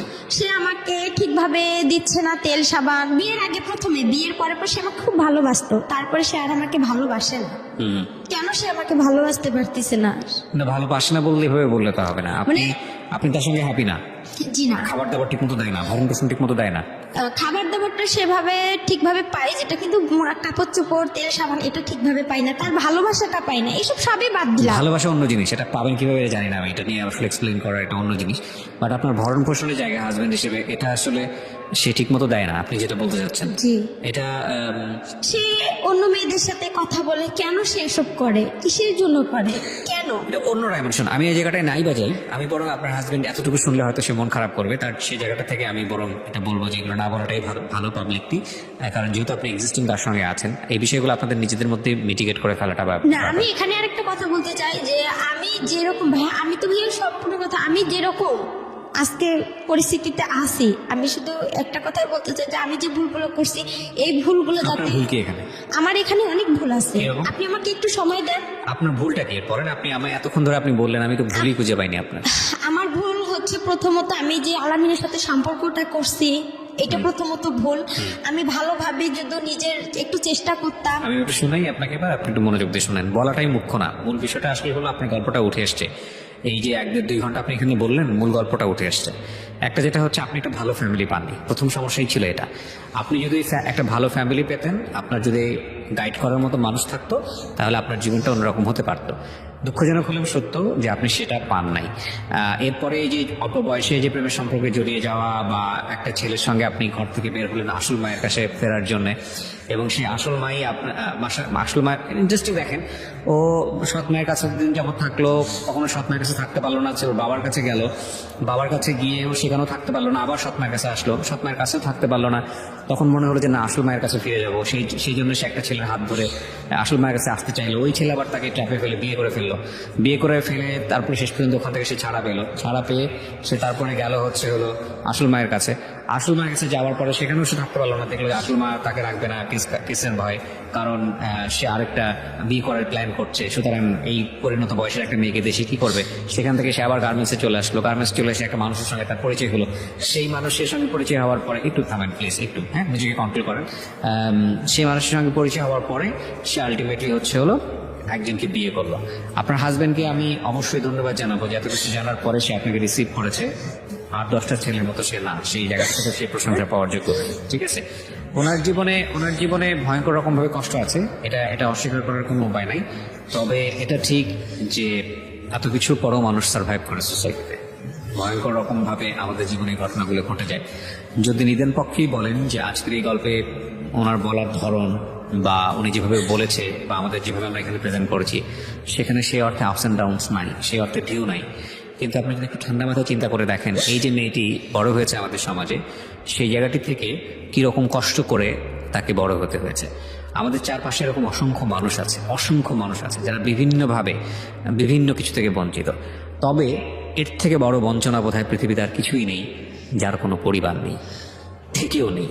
সুতরাং বাবা মায়ের সম্পর্কটা সন্তানের ক্ষেত্রে খুব গুরুত্বপূর্ণ, খুবই খুবই খুবই গুরুত্বপূর্ণ। আল্লাহ আমাদের সবাইকে, অন্তত বাবা যারা হয়েছি, মা যারা হয়েছি, তাদেরকে অন্তত এই জায়গাটাতে শক্ত থাকার, কোনো কম্প্রোমাইজ না করার তৌফিক দেখ, এই অর্থে যে সন্তানের যে প্রপার নিডসটা সে প্রাপ্তবয়স্ক হওয়া পর্যন্ত, সেটা যেন বাবা মা সঠিকভাবে পূরণ করতে পারে। এইটা যেন না দিয়ে কেউ যেন বাবা না হয়, কেউ যেন মা না হয়, কারণ এটা আসলে একটা সন্তানের জন্য ভয়ঙ্কর রকমভাবে কষ্ট। সেই সন্তানটা যেই লেভেলেই হোক না কেন, সে যদি একটা অ্যারিস্টোক্র্যাট সোসাইটিতে বড় হয়, কিংবা সে যদি একেবারে এই যে আজকের এই মেয়েটির মতো, এবার মতো একেবারে প্রান্তিক পর্যায়ে রিক্সাওয়ালার মেয়ে, সেই মেয়ে হয়, যেই হোক না কেন, দুটো লেভেলের কষ্টটা আসলে একই রকম। তো সেই জায়গাটা থেকে আমরা আপনাদের সবাইকে রিকোয়েস্ট করবো যে সন্তানের ব্যাপারটা যেন সবাই, ইনক্লুডিং মি, সবাই যেন আমরা যেন ঠিক মতো বুঝি। সো প্রিয় শ্রোতা, আজকের মতো আমরা এখানেই শেষ করছি। খুব স্বল্প সময়ে আমরা গল্পটা প্রচার করলাম। আপনারা জানেন যে ক্রিকেট বিশ্বকাপ শুরু হয়েছে, এবং সে কারণে আমাদের অনুষ্ঠানটি এখন থেকে প্রচারিত হচ্ছে প্রতি বুধবার রাত 12টায়, শ্রীকৃষ্ণ রাত 12টায়, এবং সে কারণে অনুষ্ঠানের ডিউরেশন একটু কমেছে।